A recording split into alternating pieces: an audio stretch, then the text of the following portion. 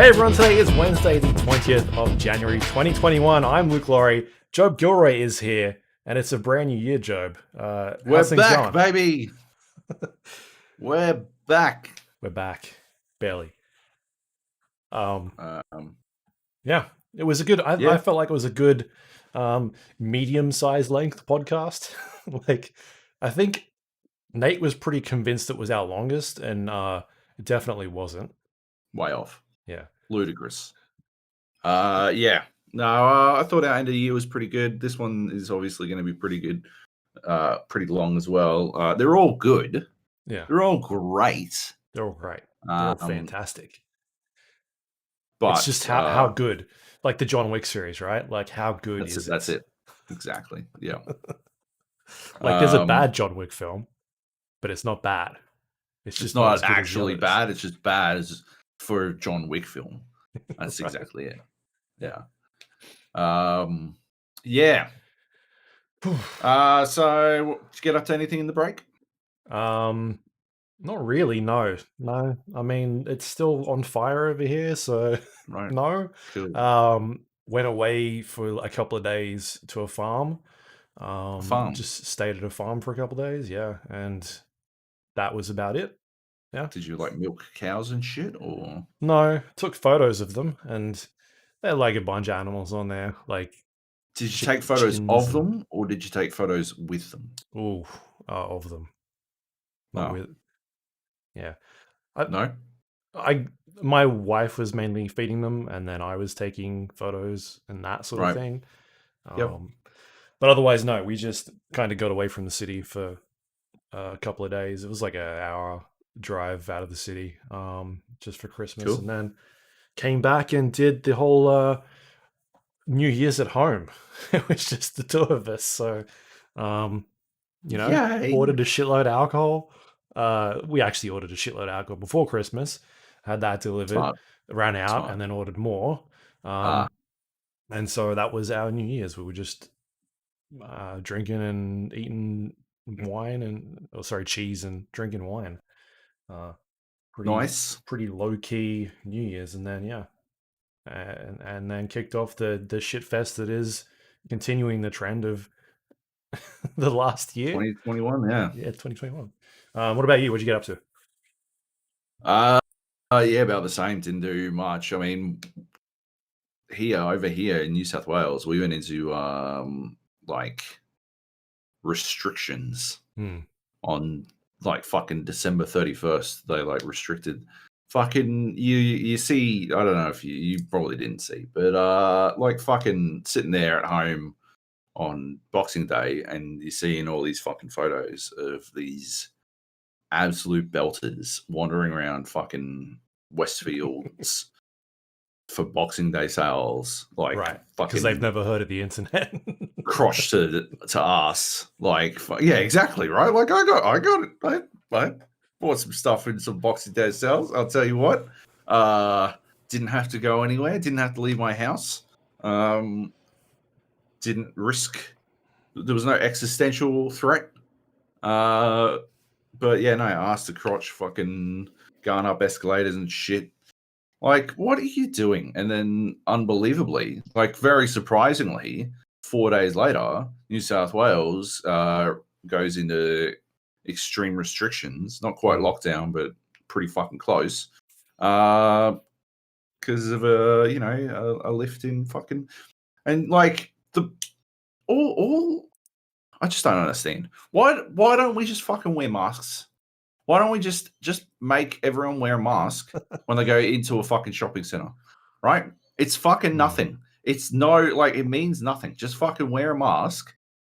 And like the threat reduction is immense. And then if you desperately need to go down to the fucking your Myer or whatever the fuck to buy, oh, well, now this vacuum cleaner is only it's 70% off. And so now it's actually at the retail price as opposed to my usual markup or whatever the fuck. Like, yeah, just why aren't masks mandatory? I just don't understand. I understand why it's complicated in your country, in the country where you are, because people are fucking lunatics. But over here, right? I don't know.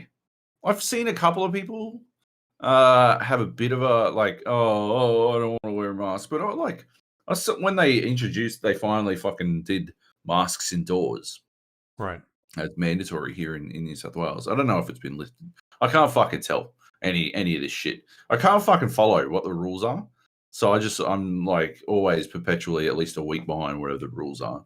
But I've been wearing a mask when I go indoors since fucking July last year. So I didn't really run into any problems with that one. But no, I was walking in on the day that they into Coles to do some shopping. On the day that they introduced it. And the lady in front of me and like her family got stopped. And they're like, oh, I'm sorry, you can't come in without a mask. And they were fucking cool about it. They were like, oh, is that in effect? Oh, yeah, okay. And they just wandered away. I was like, here we go. This is the shit. I should get my fucking... I should get my camera out. I'm about to see some World Star shit, right? Like, I'll like fucking shake the camera, my phone all over the place so that you can't work out what the fuck is going on. I'll just like yell World Star constantly. And then like this chick is going to fight this greeter over having to wear a mask. But she was just like really cool about it. She's like, oh, yeah, fair enough. And I'm pretty sure, I saw her like later on in the shop. Her and her family. But I've seen a couple of people like, oh yeah, I don't want to wear a mask. They're one dude, I was getting chicken and chips, and one dude was like, "Oh, they got fucking cops out, boys. Make sure you wear it." Look, this guy's got the right idea. The cops are coming around. If you're not wearing your mask, you better fucking watch it. And wanders on down. He was just like warning people up and down the street. Yeah, he's like the guy that flashes his lights when you go past the police. Basically. But the chicken shop is like right around the corner from the cop shop. So like you're risking it if like they're right there. Like play it safe, eh? Yeah, that's a weird concept to me, just because we've sort of had the mandatory mask thing since like April last year, something like that. And so it's just like the concept of anywhere not having masks is weird. The only places like you sort of don't wear masks are if you're going to like outdoor dining and you're eating. But even then, there's weird rules where if a server comes to you, that you put your mask on, type of thing. Like if you're getting drinks delivered or food, mask goes back on, and then whenever you're eating, it comes off. Like there's that sort of stuff, but otherwise, it's even outdoors. Sort of like exercising is a bit more strict at this stage. Right. Yeah, it's very odd, weird. Yeah. Anyway. Still a shit fest. Still a shit fest. Yeah, so anyway, we didn't have much of we had small plans for New Year's, and those plans got even smaller as well for us, so didn't really do much. Did stay up till 4 o'clock in the morning drinking, but wasn't doing much. Actually, we were playing one of the games on the list. Okay. We were playing Use Your Words. Right. Which I realize I'm talking about well out of order. Luke's got we're changing it. We're going fucking pro, listeners. We've done the amateur hour bullshit for 11 years or something. Yeah. And we've decided to fucking shape up or ship out. Yeah. You know, straighten up and fly right this year's podcast. It's going to be fucking pro shit. So we've got a list and we've got like a I don't know, show notes. We've had show notes. What do they call it? Well, no, but what do they call it? You know, an agenda? No, like they've got like a fucking term, like a call list or something. I don't know. Okay. Anyway, sure. We've got all this stuff, all this pro stuff. Anyway, I've already fucked it up. I've already and the show's podcast's only half an hour now as well. We've got. Oh yeah, we only do our half-hour podcast, so we got. Good luck. You've got about fucking 18 minutes left. We've got like 15 games. Anyway, yeah, pro podcasts go for half an hour, right? That's what happens. Okay, we're not Joe Rogan. Okay, maybe we could, rope in some of the lunatics of Australia. The fuckwits who spout off opinions without really having any fucking information to back them up. And then we could be more like Joe Rogan, but we're not, damn it. We could be Joe Brogan. I could be Joe Brogan. And fuck, that'd be pretty good. What's that dude's name? Josh Groban. That's pretty close. Josh Groban, Joe Rogan. Yeah. Like, we've got to find some way to monetize that. You could just change your name. To what? Groban or Brogan? Or no, I don't know. It's too much to think about. I'm currently Joab Iden Versio. Okay. Out of a joke we were making while playing Star Wars Battlefront 2 with the lads. Joe Biden Versio. It makes sense. It fucking makes sense. So yeah, maybe one day Joe Brogan. Anyway, use your words. It's like Jackbox, right? It's like Jackbox, except it's all like it's kind of just the one game. And I think it's priced accordingly. Like, it's not expensive, or it wasn't when I purchased it. It's always the risk.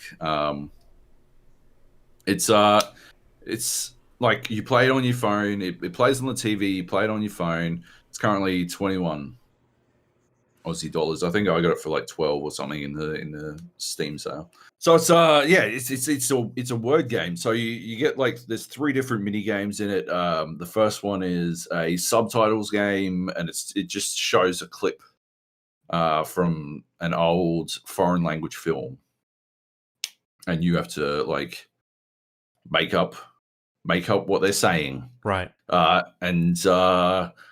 Yeah, they use like it has like a real MS3TK, MS3K, MST3K quality about it.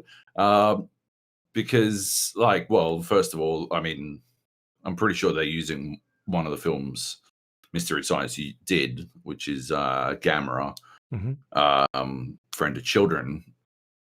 So they're using that, and but there's loads of games in there, but they also like pick them really well. Like they've picked the scenes quite well and picked what you're subtitling very well. And like I think that's what makes it work. Like I think we've played this more than we have Jackbox because it's more entertaining because they have a similar sense of, like it's one of those ones where everyone writes out their answer on their phone, submits it, and then you vote for which one is your favorite, and they throw in like their own suggestion, like their own pitch for what it could be, and multiple times everyone has collectively voted for the answer that they gave as opposed to anyone else's. Like to be fair, in those instances, we were playing with our own modified rule set. We're like, oh, you're not allowed to be filthy, or no in jokes, or you have to be as filthy as you can, but you're not allowed to use swear words, like stuff like that. So like. Still, they were real close. Like their sense of humor is quite on our level, which works. So yeah, you'll see. I don't know, Gamera is flying away, and some little kid is like, "Thank you, Gamera," and then like it pans to a little girl who says something, and then it gives you the opportunity to subtitle, and like their suggestion will be. I'm pregnant with your child, Gamera, and that's pretty good. That's like pretty close to what I had actually submitted. So I was like, well, I'm about that. That's well done. I was obviously far more disgusting about it, but It's just how I roll. The second one that they've got is like a headline one, which I think is a little bit a little bit more complicated. I think it shouldn't be called a headline game. I think it'd be better as a caption this game, because that's generally how we play it anyway. Writing a headline, I think it's difficult because obviously because I play with Nate and his girlfriend, my wife, and like three of us are professional writers who have a background in writing headlines, and there is a format like. Despite what clickbait headline tropes have taught us all, there is actually an art to writing a headline. And yeah, so we played it as a caption this instead, which works way better. I mean, there is a format to writing captions as well, but we don't pay too much mind to it. We just sort of write funny things to describe what's happening in the photo, and that works really well. And then the last one is a fill in the blanks. And again, the way they like write the sentences, they give you plenty of opportunities to fill it with either obvious in jokes, like you can tell that they've played these games and they've tried to they've played the Jackbox style games like this, and they try to create something that is like similar, but just a little bit better. Like there's almost like an automated quality to Jackbox's variants of these games, an automated like they're crunching so many of them out that they wind up in a situation where they're not well crafted. They sort of just default. Yeah. Whereas all that Use Your Words is doing is creating for this one situation, and it winds up being real good. So yeah, it's good. It's good fun. Right. Do you see like a lot of repetition in the? No, we haven't seen any things there. No? repeats yet. That's good. And we played quite a bit of it, but I don't know how long it would be before you saw repeats. Yeah, it's good stuff. We apparently played for 10 hours, which can't possibly be correct, but we were drinking, so it might be close. Yeah, you might have left it on when you were done. Yeah, yeah. Anyway, yeah. As an alternative to Jackbox, highly recommended, provided you like the writing portions of Jackbox. If you're more interested in the drawing games or the trivia, then it's not going to scratch that itch at all. In my opinion, it's a good supplement to Jackbox in that we will play drawing games or trivia on Jackbox, and we'll play this for the writing games because it's just generally better, better executed, I think. Yeah. Cool. Anyway, good stuff. Use Your Words. Yeah, and so that's on. It's like a mobile devices as well, right? So you kind of input a website, and it kind of just takes you to the app. I Same guess. as Jackbox, exactly. Yeah, and yeah, it just connects straight to You've got your room code, your 4-letter room code. Like it is literally just straight out of the Jackbox playbook. Yeah. But I mean, it is the way it is for a reason, I suppose. Yeah. Awesome. All right. Use Your Words. That's what that game's called. We'll move on to a game that I didn't get to play much of, called the Dark Pictures Anthology Little Hope. We've talked about some of their games before, Supermassive Games. I guess their biggest one to date was probably Until Dawn. Big sleeper hit that I think we talked about quite a bit in our Game of the Year for that year. I think it just maybe times thereafter, I think. Yeah. We've played one of their other games, you and I together. That was Hidden Agenda. And that was that was using your phone, wasn't it? Yeah, it was. I feel like it was like a detective game. But there was like almost a hidden role element to it in that everyone was not everyone was working towards the same goal. Yeah. They've also done a couple of VR things, but recently they've signed this deal with Namco, and it's this Dark Pictures anthology series, which is similar game style to Until Dawn, where you're playing as a series of characters in a spooky horror themed setting, making story driven choices, and the choices that you make sort of affect the things that happen around you. Um, Man of Medan was the last one that we played. It was Man of fine. It was Medan, Man of okay. Medan, Man of Medan, Man Um, of Medan. but I still think Until Dawn is sort of their best game to date. Anyway, I couldn't get through Man of Medan. I've seen so many people praising that game, and holy shit. it's I think not that good. like the writing's just awful, the acting's bad. I just don't understand. I feel And I don't like think I've the taken story is great very good. fields. Yeah, that's it. Yeah. Yeah. This seems to be like a thing they're pumping out every year. So that was in 2019. 2020 was Little Hope. And so I played about 2 hours of this game, an hour and a half, in the movie night setting, which is sort of like a pass the controller concept. So you can play with a certain number of people, and at the start of the game, because these games sort of revolve around a different group of characters that you sort of switch between as you're playing through. In this particular series, you're able to select a character and be like, all right, well, I'm going to play as this person. And then whenever they're on the screen, you get to take the controller and make the choices and move around and explore and that sort of interact with the QuickTime events and that sort of stuff. There's some good things that I think they've done a bit better in terms of accessibility options with this one, because I think one of my biggest criticisms of Man of Medan was that um, these are the type of games where you kind of play it in a group setting, like the movie night mode. You bring people around that maybe aren't familiar with video games, and you give them a controller, and they're playing as this character.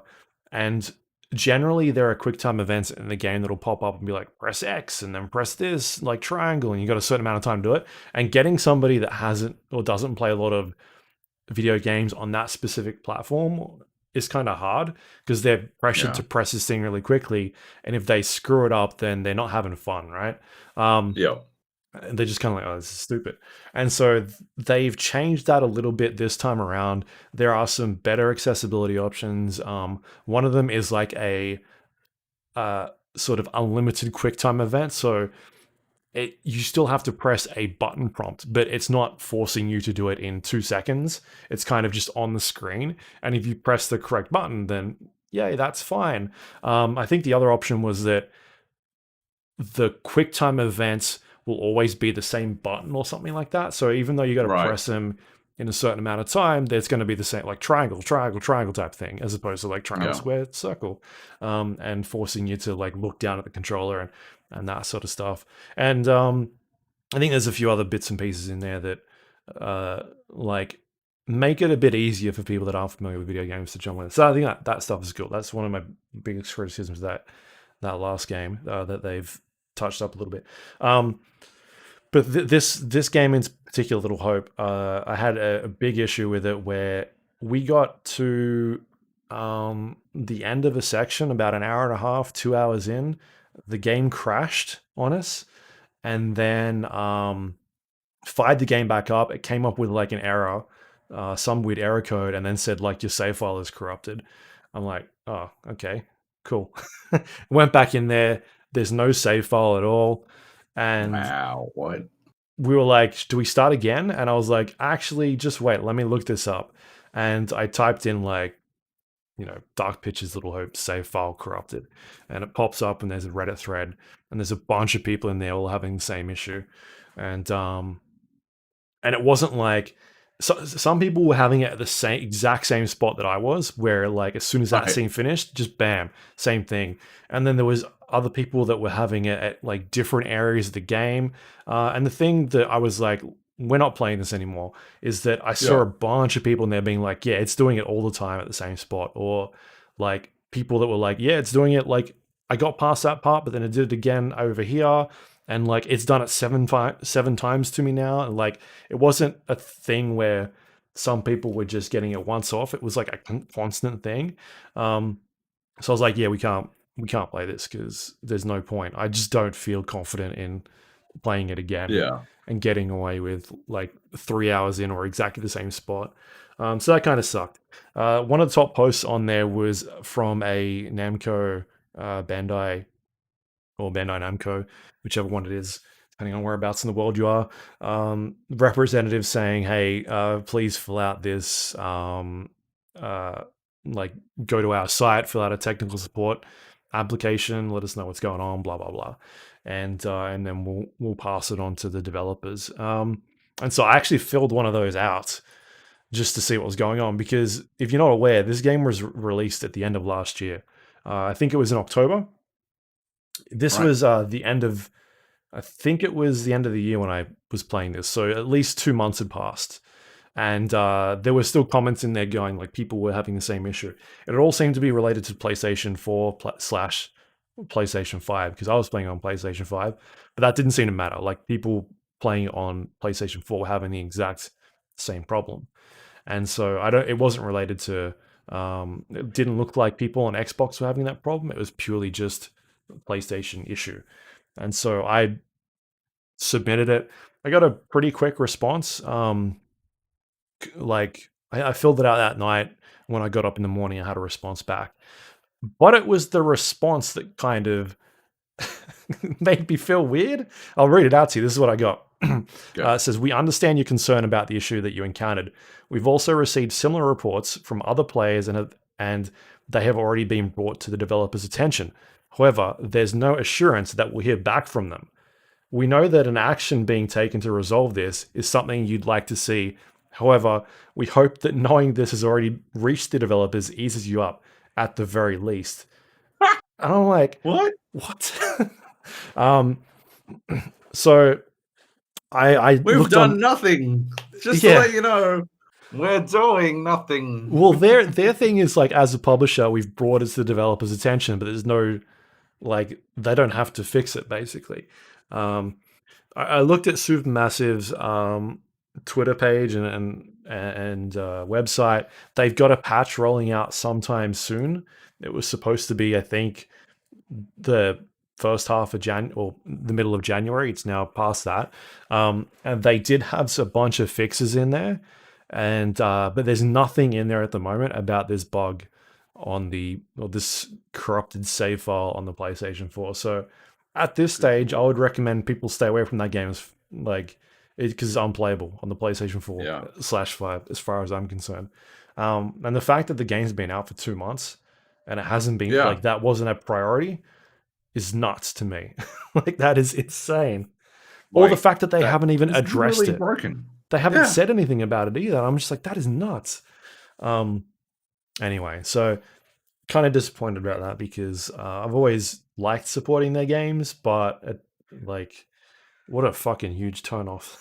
Like, the communication about broken games in the last like 6 months. Like, I understand people are developers are working under very different circumstances, but it's so easy just to communicate with your customers and say, "Hey, we know this is a problem. We're working on it. Here's the timeline."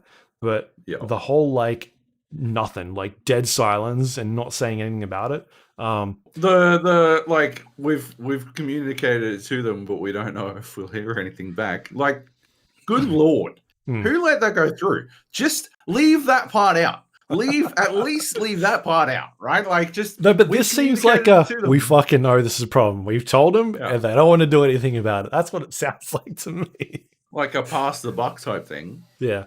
Fuck no. Anyway. Yeah, that's cool. So that's kind of sucks. Hopefully this next patch fixes it, but like I said, it's not on their patch notes that they've already released. So I'm not 100% confident, which is very disappointing. So anyway, that's the Dark Pictures Anthology Little Hope out now. You might be able to play it on some platforms, but yeah. Not worth the time. The other stuff I've been playing, a little mobile game called Zombie Rollerz Pinball Heroes, which is available on the Apple App Store. It's basically like this mix between a tower defense game and a pinball game, where you've got a bunch of different type of heroes that have abilities and special moves. And when you jump into the actual levels, because there's a series of them, um, you have these zombies moving towards like the base of the pinball machine, and you're using the paddles and the ball to hit the zombies and cause damage on them. And there's different types of levels. There's that sort of have a variety of obstacles in their way. There's certain things in the environment that you can hit that can cause things to explode and do damage. Yeah, it's kind of just this. Sorry, I got to interrupt you. Yeah, that's the podcast. Thanks for everyone for listening. we've gone 5 minutes over. We can't help ourselves. No, go on. Anyway. Yeah. Hang on. Before you do, that has to be like the 5th time we've done this gag. That has to be the 5th time we've done this gag. We have absolutely done this gag before. And I don't think it will ever be funny. Yeah, we're just looping back. We're just going to rehash our old fucking stuff. Why not? Recycling. It's recycling. It's good for the environment. Yeah. Anyway. So yeah, Pinball Zombie Rollerz, Pinball Heroes. There's it doesn't seem to be like, as far as I can tell, it's not like a campaign where it's making harder and harder puzzles. It's sort of like this roguelike game as well, where every time you go in, it's like a new adventure. And you're leveling up heroes and getting a bunch of new abilities and that sort of stuff, and just exploring the world, because there is like a map that you can roam around, and there's kind of like this fog or this poisonous gas or something that is overtaking the environment, and you can only stay in a certain area for a certain amount of time before it engulfs you and starts doing damage and things like that. And so it sort of forces you to move around and do different challenges and try and keep pressing forward as this thing comes in to chase you away. But yeah, it seems like an interesting concept. I've only played a couple of rounds of it. It's just like a fun little mix of a bunch of different genres that seems to work pretty well. Like they're not like long games as far as I've played. Like it was the kind of thing where I'd be watching the basketball, an ad break would come on, and I'd jump in and do a level, and then I'd finish that level in a minute and a half, and then basketball was back on, like that type of thing. And then I could put the game down, come back to it later on, pick it up again.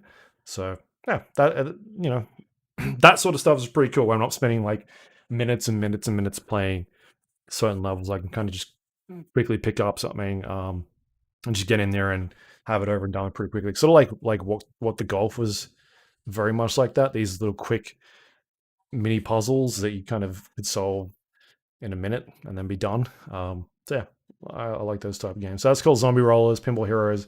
It's out on the Apple Store. It's free as well. You don't have to buy it. So there you go. Cool. Have you been playing any other mobile games at all? Just that one. Just yeah, I'm still just Idle Slayer. Yeah. Yeah, I'm still. Are you still playing? I'm still playing. He hasn't updated it in a while. Like he's done updates to it, but hasn't done a lot of like new things you can unlock during the ascension points. Because I think I'm pretty close to getting all of them. I think I've got like 4 left or something like that. 4 left, nice. At this point. I think you're probably still passing me because you started a lot earlier. My ascension bonus is 27 million. That's wrong button. No, you've overtaken me. Nice. Oh, really? Yes, I'm at 24 million. Oh, okay, we're pretty close. We're basically at the same spot. Yeah, that's not a lot. It's like 2 days' work. That is at this point. Have you've got the cape? I got the cape once. Me too. Yeah, not my current run. It is ludicrous. To be honest, I don't think the cape is where it should be. It is. I'm currently where am I at? I was just looking, but I closed it. I went 126 undecillion, which is 74 undecillion away from buying the cape again. Okay.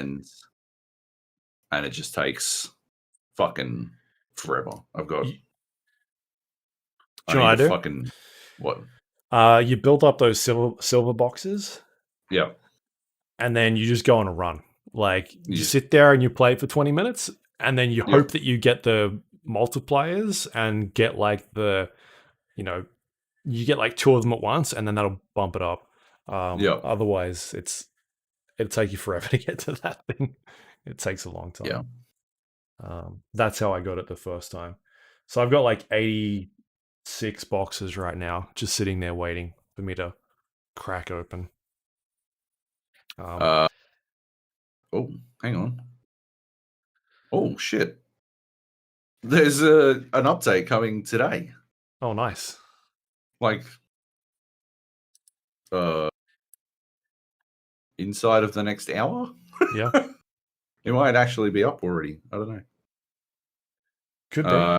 Adds a shitload of stuff. Adds Ultra Ascension, Stones of Time, Oh, more 4 new ascensions.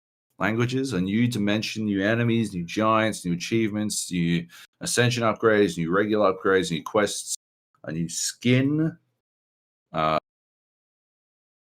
Apparently the sounds are less annoying, although I've got the sound turned off, so I don't care. They've lowered the requirements for quests I already completed in hard mode, so that's cool. That's great. Love it. Yeah. Cool. Nice. Yeah, like it's weird the way that they update it because it's not 100% on top of this shit, like it's not necessarily happening as regularly as I'd like, but at the same time I haven't got everything just yet anyway, so it doesn't Yeah. matter that much.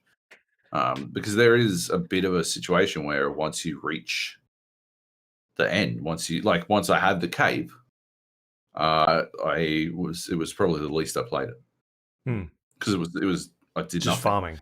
Yeah. Yeah. Yeah. But I do have a couple of quests that I'm definitely not playing as efficiently as I could be, but it's just because I don't care to anymore, like, yeah. Yeah, that's gold. That is gold. I cannot believe they're going to lower the fucking chemical components quest requirement has been lowered from 55,000 to 24,000. So I got fucking 30,000 fucking wildfires. I killed 30,000 of those fucks for no reason. But this is hardly the first time that this has happened. Anyway. Yeah. Yeah. I checked out a couple other idle games as well, but they just didn't attach me as much. Egg Inc. Yeah. I tried that, and Oh yeah, I played that. I played that ages ago. yeah, the other one was Exo Miner. Sort of like a mix between. It's one of those ones where you get resources and then you sell resources, or you turn them into like ingots or things like that, and use them to make other things. Very much like a I don't know, Satisfactory, or what's that other one? Like Factorio. Factoria type thing, mixed in an idle game. But I don't know. I'm still enjoying Idle Slayer a bit more. I think Anyway. it's because it's got that endless runner quality to it. Do you have bonus stage round 2 unlocked? No, I don't think so. First of all, unlock it, and second of all, it's actually like it's not hard, but it actually requires a modicum of attention to get through. Like the regular bonus stage, you can just sort of fucking like ram it through, but yeah, this one actually requires a degree of paying attention. Yeah. What does it give you? The rewards are significantly higher. Okay. But yeah, they're just it's just better. Yeah, I could buy that right now. And you should. Yeah. It's so much better than the regular bonus stage. I assume you get a box at the end of every stage. Like you get a random crate at the end of every bonus stage No, level. I don't think I have that one either. Dude, Do I? that's in the regular Ascensions. That you should buy that. That's huge. It just does wonders. Like when you get out of it, the amount of times I'll get out of the bonus stage and I'll have like a fucking coins and like a mega horde, plus it's like 18 times all at the same time, and I'm just like my gains are huge as a result. Right. It's fantastic. Anyway. Yeah, don't have that one. Anyway, Idle Slayer, that's on pretty much everything I feel like at this stage, if you want to check that out. Next up, we got Injustice 2, which hit the Xbox Game Pass this month. And I never actually played Injustice 2. We talked about it when it first came out. You'd played a bunch of it. I think your biggest criticism was you didn't like the story. That was sort of attached, because I feel like that the story for the first one, Injustice Gods Among Us, was really well done, to the point where they turned it into a fucking comic book series. It was really well received. Awesome. And I've played a little bit of this one. I'm doing the story mode. I'm only in like chapter 2 at this stage because I'm just playing so many other things, but I'm digging the game. I don't think it does like a whole lot new in terms of what those sort of fighters are doing. It's playing pretty similar, more characters and that sort of stuff. The one thing that it does have that I haven't played around with yet is the gear system, where you're unlocking extra gear and you're able to sort of put them on your characters and affects their stats. I remember not liking that. But that seems to be more tied to the maybe just like the normal, like fighting someone, like versus mode type thing, and not the story campaign, as far as I can tell. And you've got to be a certain level to attach some of this stuff in there as well. And like you, I think the story, at least at this part, is pretty weak. There's just very, I don't know, like there's a point at the start of the game where you're playing as Batman for the most part at the start of chapter 1, I think. And Robin is with you, and you guys are flying in like the bat fucking plane or whatever it is. I don't know at that point, but you end up going into Arkham Asylum, and Robin changes sides like in like a split second, and immediately teams up with Superman over, like, it's just this really disjointed. It just doesn't make a lot of sense. Like 1 minute you guys are together, and all of a sudden he's like, I'm going with Superman, fuck you. And then you and like Robin are having a fight type thing. It just doesn't feel well written or realized. It's just really strange. It sort of just felt like it's there because it's there. Like we need Batman to fight Robin, so how do we do that in a strange way that makes it seem awesome, but it's not. Anyway, so I haven't played too much of it. It seems fun. Like as far as I can tell, it's more of what NetherRealm does well, which is good fighting games.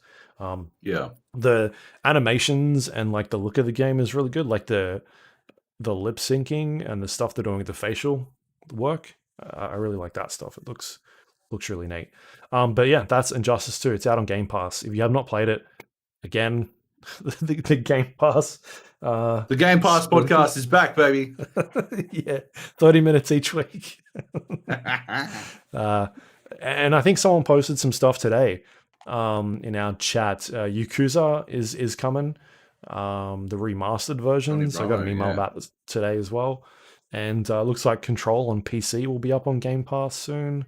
Which is pretty rad. Desperados 3. Desperados, that's an awesome game. You should definitely check that out. We spoke about in our Game of the Year podcast. And Donut County. I've heard good things about Donut County, but I've never played it. Right. Because it was too expensive. It's like a $3 mobile game that I think was, it was in the Apple Game Pass or whatever the fuck it was, Apple and Arcade. Yeah. Apple Arcade, and but on PC it was like fucking $15 or something. I'm like, well, I'm not paying $15 for a fucking mobile game, so. But it's on Game Pass, so Yeah. fuck it, easy. And Medium, right? Medium, Looks yeah, pretty it's a new freaky. game. Yeah. End of the month, it's coming. Right.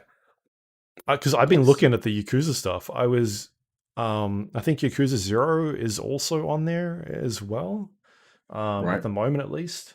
The other Yakuza stuff I think is still coming down the track, but I'm pretty close to buying Yakuza Like a Dragon, because I saw a lot of people talking that around Game of the Year. Like, I've never played a Yakuza game, so I don't know anything about it. But I think I'm gonna wait. I'm gonna wait for a lull because it scares me, Yeah. the Yakuza series, because it feels like it's a slippery slope, right? One day you're playing fucking Yakuza, dancing in a fucking, I don't know, maid cafe or some shit, whatever the fuck you do in that game, and then the next day you're like balls deep in your anime waifu body pillow, trying to explain to your real wife why Kamiko gives you does things that she never can. And I don't know if I'm up for the emotional roller coaster that entails. So Yeah, I I'll think let you know. play. Yeah. Let me know how that works out for you. Yeah. Anyway, what were we talking about? I don't even remember anymore. Game Pass. Game Pass. Yeah. Game Pass. Injustice 2 is on Game Pass. Yep. The game I've been playing most though during the break is Dead by Daylight. Like, I am deep Dead by Daylight. This is all your fault. This is stemming from back when you did your re-review. Man, I'm so hooked on this game again. Like, I'm in there pretty much every night, fucking just smashing through some dailies, and they've got the compendium in there where you can go and do quests. And they're usually not like egregious things that you've seen some games where they give you objectives to do, and you're like, you got to go out of your way to do these things. You got to buy a character that you don't have or some shit. There's some of that stuff in there, but it's not like the stuff where Apex was making you do silly things like go to this place and kill someone, like punch them 30 times. It's a lot of like, hey, hook 10 survivors, or use this character to blink attack, or run this perk and see if you can do this a certain amount of time. Like, it's pretty much like gameplay elementy stuff, like stuff you're going to be doing anyway, but you can kind of choose like, I'm going to do this one this time, and you work your way through the book and get unlocks, and each unlock that you get sort of it gives you blood points in order to spend to level up your character. But if you're doing the current compendium, you're also getting these like shards that level up the season pass, and then you get cosmetic unlocks and things like that. It does, the same thing that most games are doing these days, where it's got the two tiers. One tier is free, the other one is the paid one, and it's got a bunch of unlocks on there and in-game currency and that sort of stuff. And I got pretty deep into doing a bunch of that season pass thing. I didn't buy the season pass, but I picked up a couple of extra characters using the in-game shard system, which you just get shards for playing the game. So I've got like, I think I unlocked like 3 characters at this point. Damn. Yeah, and I basically leveled up most of the killers to the max. I think there's like 2 killers from the original set that I haven't leveled up, mainly because you can actually you can go into Dead by Daylight and sort of like reset their perks and go back to 0, and it start again. It gives you like cosmetic items, but I don't really care about that anymore. I'm just like, I'll get them to 50 and just keep unlocking different perks and that sort of stuff for them. So everybody's unlocked pretty much to 50 except for those 2. And then last night I bought the latest character, which is the twins I've talked about on here before, using the in-game currency that. So I didn't actually pay for it. I just unlocked it in the game. And Yeah. the way that that one works is it's Victor and Charlotte. You're running around as Charlotte, and Victor is able to like come out of Charlotte. She's like in her She was chest. broken, right? Yeah, yeah, and he's extremely small. You can't really see him. And he runs very low to the ground, and he's got a pounce ability, able to pounce onto other survivors and sort of like mount them. He'll sit on their head and run around, and it causes them to wiggle and scream and run around. And you, when that happens, you go back to Charlotte, so you switch back to her. So you're basically controlling two characters, and the survivor has either the option to run away and keep running, or get Victor off of the character by like smashing him on the ground. So they've got a choice to make, and if they decide to keep running around and that sort of thing, it's like it'll sort of ping where other people are around them, so it like notifies you like this is where the survivor is at the moment, and if anybody else is around them, it'll also show you that there's someone else there. And so it becomes this really interesting. There's like so many interesting mechanics you can do with that character, because you could you can basically set up Victor as like a sentry and keep him near generators. And if another survivor comes near a generator, you'll get the notification that like someone is over there, and it'll ping like exactly where they are. Or if there's like two people, it'll show you. And so you could either switch back to Victor and then try and pounce on somebody, or use Charlotte and just run over there and try and stop them from doing the generators or doing the objectives. So yeah, that stuff is really like an interesting sort of mechanic that's evolved out of people playing those characters. So she seems pretty, or she and he seems pretty uh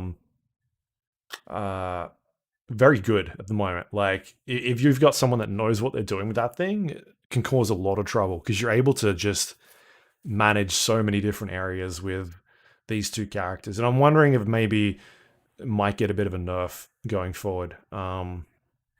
Just because like people have sort of figured it out now. Because at the start, like they weren't very good. Obviously was a bit broken at the start. A lot of the perks weren't working, but they fixed a bunch of that stuff now. Right. And so people have started to learn how to use them really well, and it's become pretty good. So I'm having fun with that character at the moment, and just the game in general. Like it's so good. That is such a fantastic game. They've got another update coming out pretty soon, which they're testing at the moment. The new matchmaking system they're rolling out, which will be sort of like MMR based on individual killers.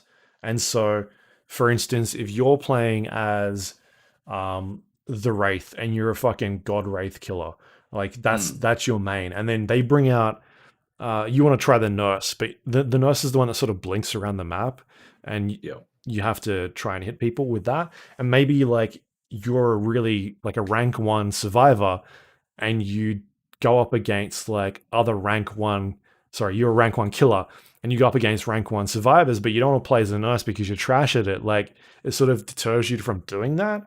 And so this individual MMR system is going to give each killer its own MMR, and so that you can play against different people of different skill levels depending on how good you are at certain killers, which I think is really good. Smart idea.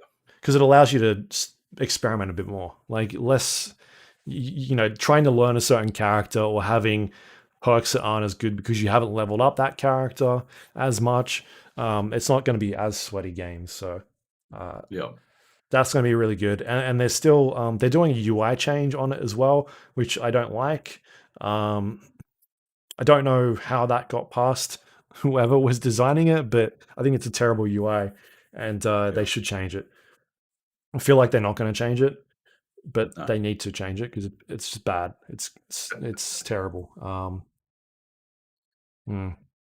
Just too many things on there. I'm like, it's not clean. There's stuff all over the screen now. They've sort of moved some of the perks around that are on the screen. They've got some really good quality of life stuff on there for like newer players. There's like a hook limit on there that shows you now. So how many times you've hooked players. I guess the idea behind that is to make killers feel like they're still doing a good job as generators are getting completed, because your only indication as a killer at this stage is how many generators are left on the screen. And if you're playing a game and there's 2 generators left, that's your sort of indicator of how well you're doing. By having this hook counter on there now, it's showing you how many times you've hooked people and how well that is actually happening. The other thing they're adding in is I think they're adding notches to survivors to show you how many times they've been hooked as well, which I like. I think it's a good change. It allows you to see, as a survivor, how many other people have been hooked and if anybody else can go for the save, or who's nearby that can go for the save. I'm not sure if it shows you that when you're a killer. I've never had a problem knowing, but like knowing how many times I've hooked anyone in particular, because I keep a pretty careful track of it. Yeah. I got my fucking this motherfucker. But like, because I teabagged me 3 times. yeah. Triple hook, motherfucker. Welcome to the tunnel. But yeah, like I specifically don't want to 3 hook people. Yeah. So I will often just let people go if I've already hooked them twice. And I don't find it that difficult to keep track of. But as a survivor, it can be like, especially when you're trying to stay away from your teammates and do Jennies on the other side of the map. Yeah, it can be difficult to tell who's been hooked how many times, or to remember just based on the vague outline and the amount of times they've been injured. So I think that's a good addition. I don't think killers need it, to be honest. Yeah, but maybe they're trying to make. And again, it might not show you for killers. I'm not 100% sure. There's still in the player test build at the moment. But there's some changes that are happening. They're going to be doing some more map reworks as well, which I think they just put another announcement out today saying they're fixing the lighting on 1 or 2 of them, which is fine. But yeah, I'm deep in Dead by Daylight right now. I'm just I'm loving it a lot. I think I've probably put like 100 hours in over the last, like maybe since we last talked or something. It's or close to. It looks like 76 hours maybe since the break. Yeah. Nice. There's been a lot. Anyway, that's Dead by Daylight out on pretty much everything. Nice. Do you want to talk about some stuff? Yeah. I mean, first things first, I've got a 3080 in my PC. Yeah. I've got the MSI Supreme X 3080. It's a fucking beast. I did a review of it for Oz Gamers, which involved a fucking ton of benchmarking. I didn't wind up playing the games that I was benchmarking all that much, but it does lead into one of the games I played.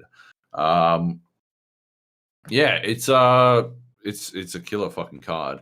One of the things I noticed while I was doing it was that like it's almost too big for my case, which is crazy, right? It is a giant fucking card, like it's massive. And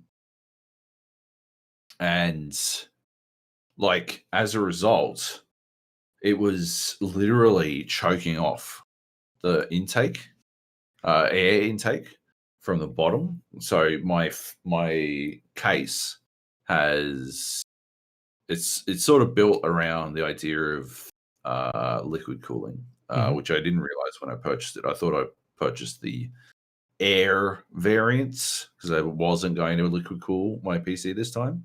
Yeah. But I've since purchased an AIO solution. Morkai on our Discord suggested a good one. What the fuck's it called? Where the fuck is it? What is it called? Damn it! I gotta fucking look it up. The Arctic cooling liquid freezer 2. It's like no RGB slick black looking motherfucker, and it's gonna be the cooling solution of my dreams when it arrives, but it's coming from the States, and I think it's not due for another week. Which means I'm gonna have to fucking.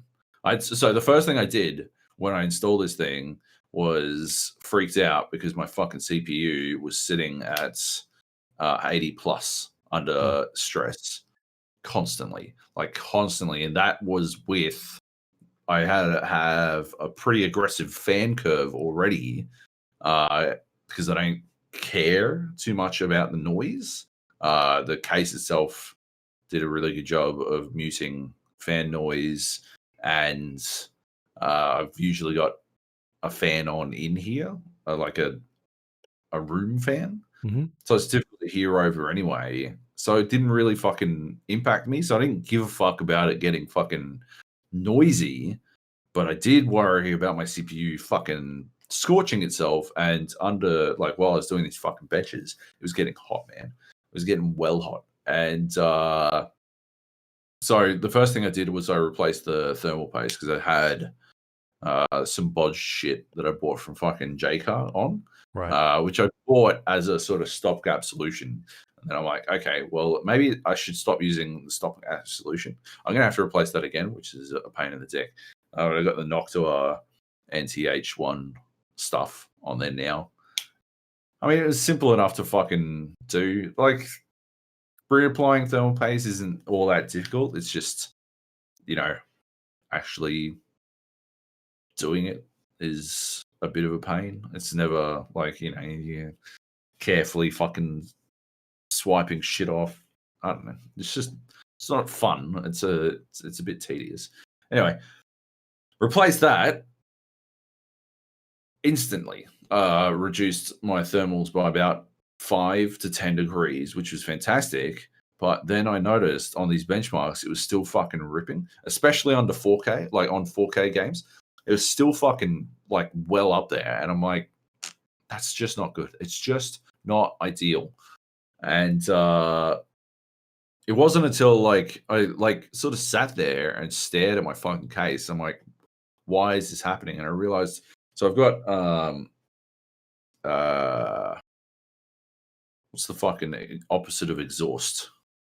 Intake. I've got fans. The fans at the bottom of my fucking case are for intake, and everything else is for exhaust because fucking hot air rises. It made sense to me when I fucking put it together. I've got the tower itself lifted off the ground, so it's not trying to suck in intake from through the fucking carpet or some shit.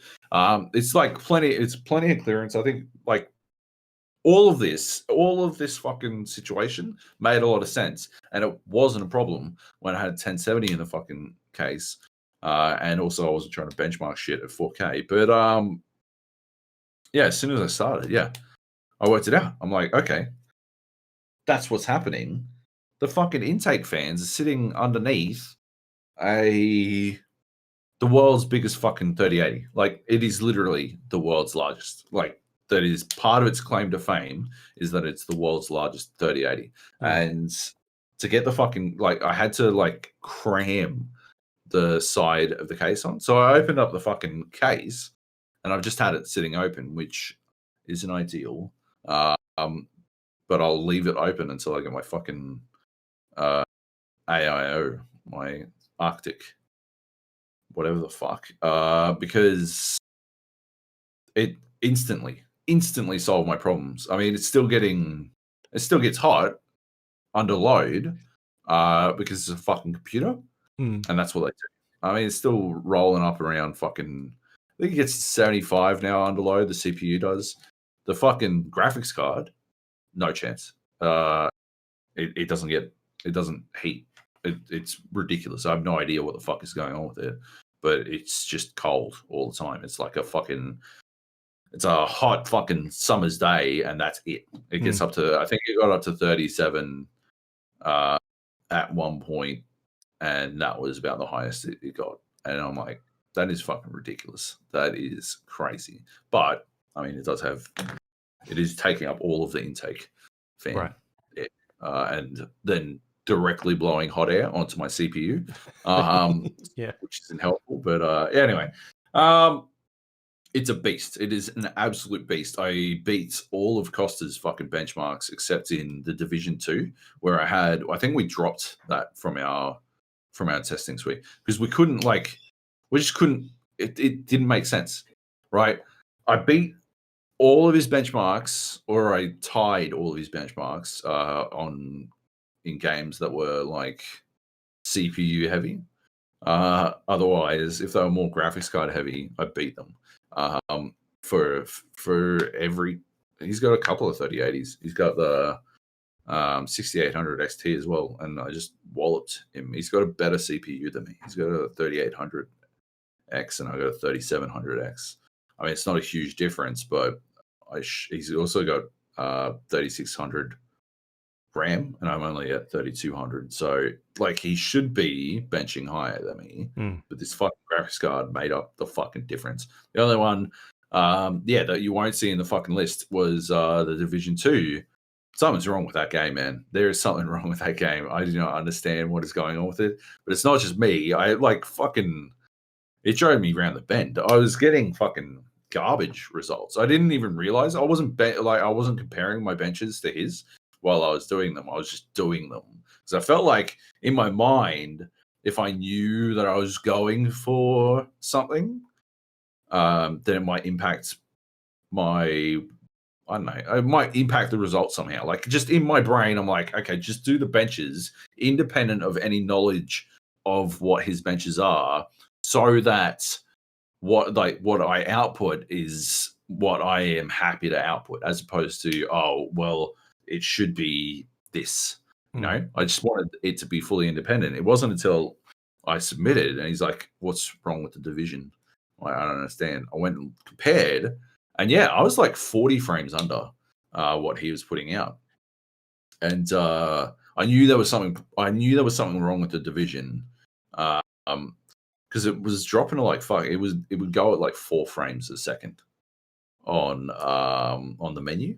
Like, it was a pain in the dick. Actually, Battlefront 2 does this as well. It's a DirectX 12 thing. I'm not sure exactly what, but it was pain. And I'm far from the only person. If you Google it, loads of people with 30 series cards are having this problem with the Division 2, which is pretty crazy. So yeah, I just dropped it. We just dropped it from the benches because it didn't seem like, we tried to troubleshoot it. We tried troubleshooting it for like fucking hours and we couldn't work out what it was. And so it just didn't seem worth doing. As I wrote in the fucking review, obviously you got to take all these benches with a grain of salt because I don't have an identical setup. But I think it speaks to the oomph that this card has, that it was able to fucking outdo everything Costa has, with worse internals surrounding it. It was fucking carrying that shit. It was fucking LeBron James on the Cavs type shit. So yeah, which is good. It's a killer card. It is fucking expensive, but yeah, I don't know. Where can you buy them from? Right? Like, yeah, where can you buy them from? Scalpers on eBay, I think, is the primary source. Yeah. Like, if you can get your hands on this card, fucking do it. Like, you may as well, but fucking good luck. Yeah. How's the because this is, I guess, your first foray into ray traced games. What did you fire up? How they look? What'd you think? Yeah, it's like there's loads of games where you don't notice it at all until you're specifically doing benchmarking with it on and off. And I think that's a really helpful way to get a good appreciation for what it adds. I don't think it adds all that much. It just doesn't detract. No, like it looks way better, right? Like the way light plays, like Control's fucking gorgeous. I didn't put it on the list, and I probably should have, but I haven't finished. I'm playing through the Alan Wake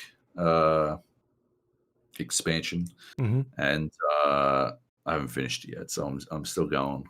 I'll probably talk about that next week when I finish it. I assume I need to finish it. Yeah, but it looks gorgeous. Call of Duty, fucking Black Ops. Holy shit, they did some fucking work with that one. That's fucking gorgeous. They did really well. How'd you go with Cyberpunk? Yeah, it didn't really make any fucking difference to me. That game just fucking looks ugly, man. I don't understand. I feel like I'm taking crazy pills. That game just looks taking crazy pills. Ugly. It's an ugly game. It's an ugly game, man. Like, it's the one time that I really appreciated it was I specifically, and I did this on purpose, I specifically turned everything on.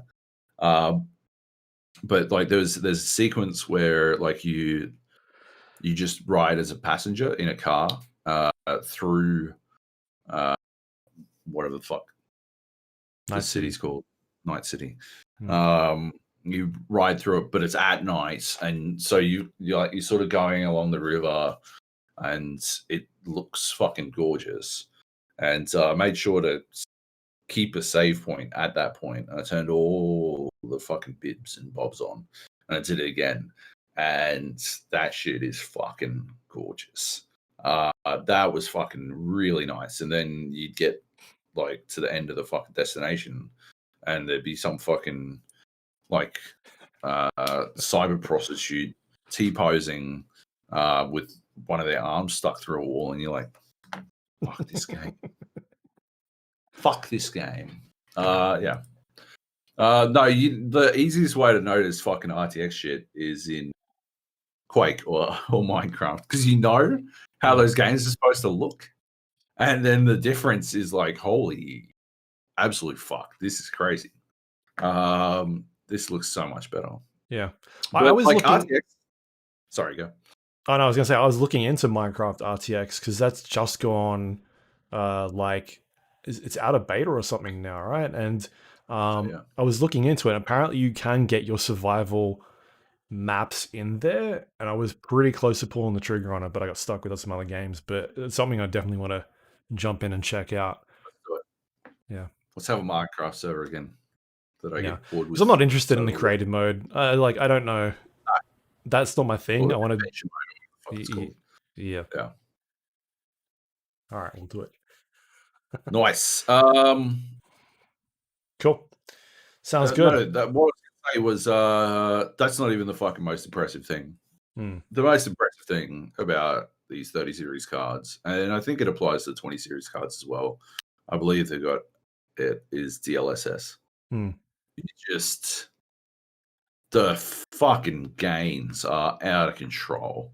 The amount of extra frames you get out of DLSS is ludicrous. It's almost like it's 75% in a lot of cases, and that is crazy.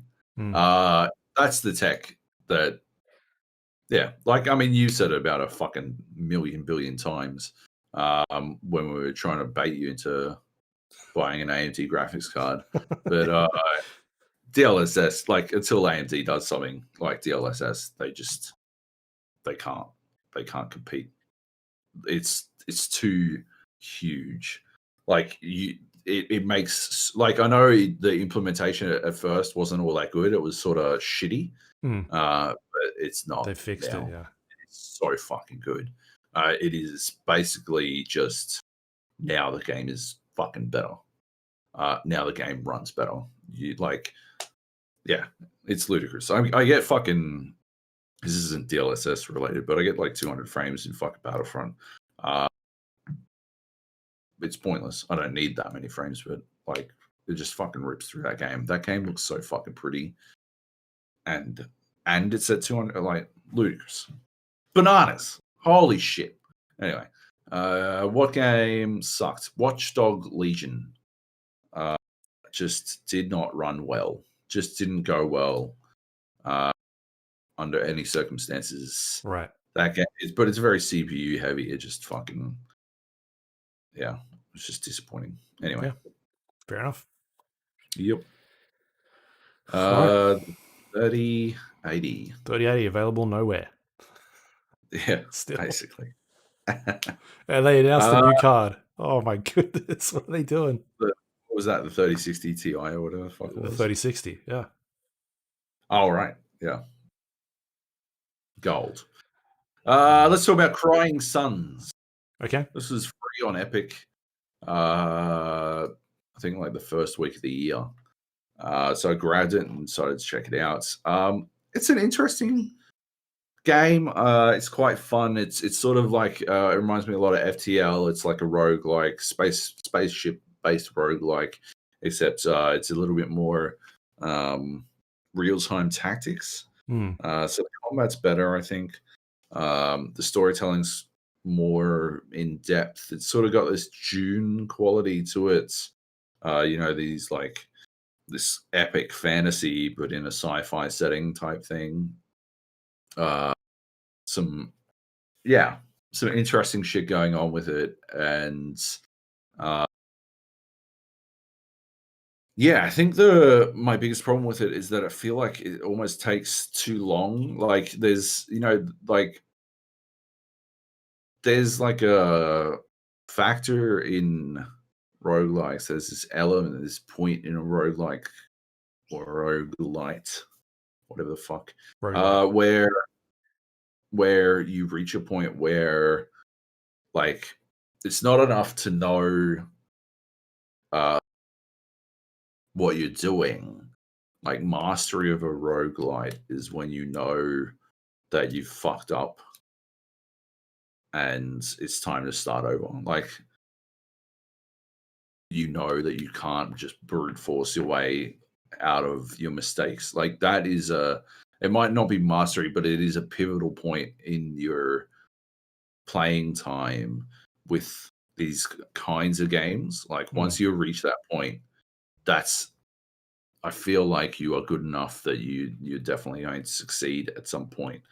My problem with Crying Suns is I feel like it takes too long, and so it's very difficult to analyze when you made that particular mistake.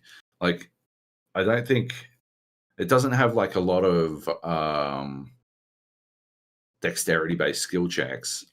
Like there is an element of it in the combat because you fly your big battleship in and then you send smaller battleships out to do the fighting, and there is an element of dexterity based like stuff because it is technically real time, but you can pause it, so you can take your time to work out what you're going to do, and you can pause to make up for any mistakes you make in that. And so it's not difficult to win provided you have been maintaining your onboard fleet the entire time, but it can be difficult to know whether or not you have made that fleet strong enough until it's way too late to know.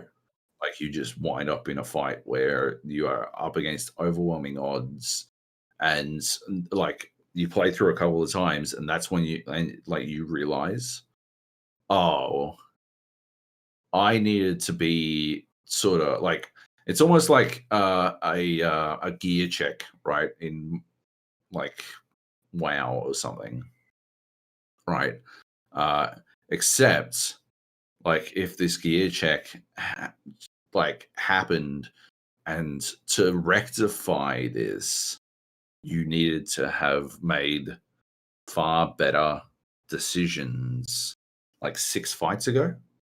And you can't, it's difficult to analyze the mistakes you made because the mistakes you're making aren't at that moment. They're so fucking far, so long ago, and it's only exacerbated by the pace of the game, which obviously makes it that much more difficult to rectify.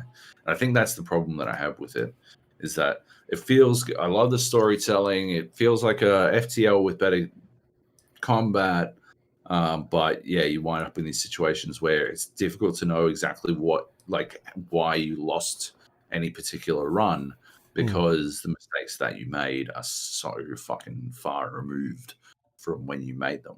And I just, I don't like that kind of stuff.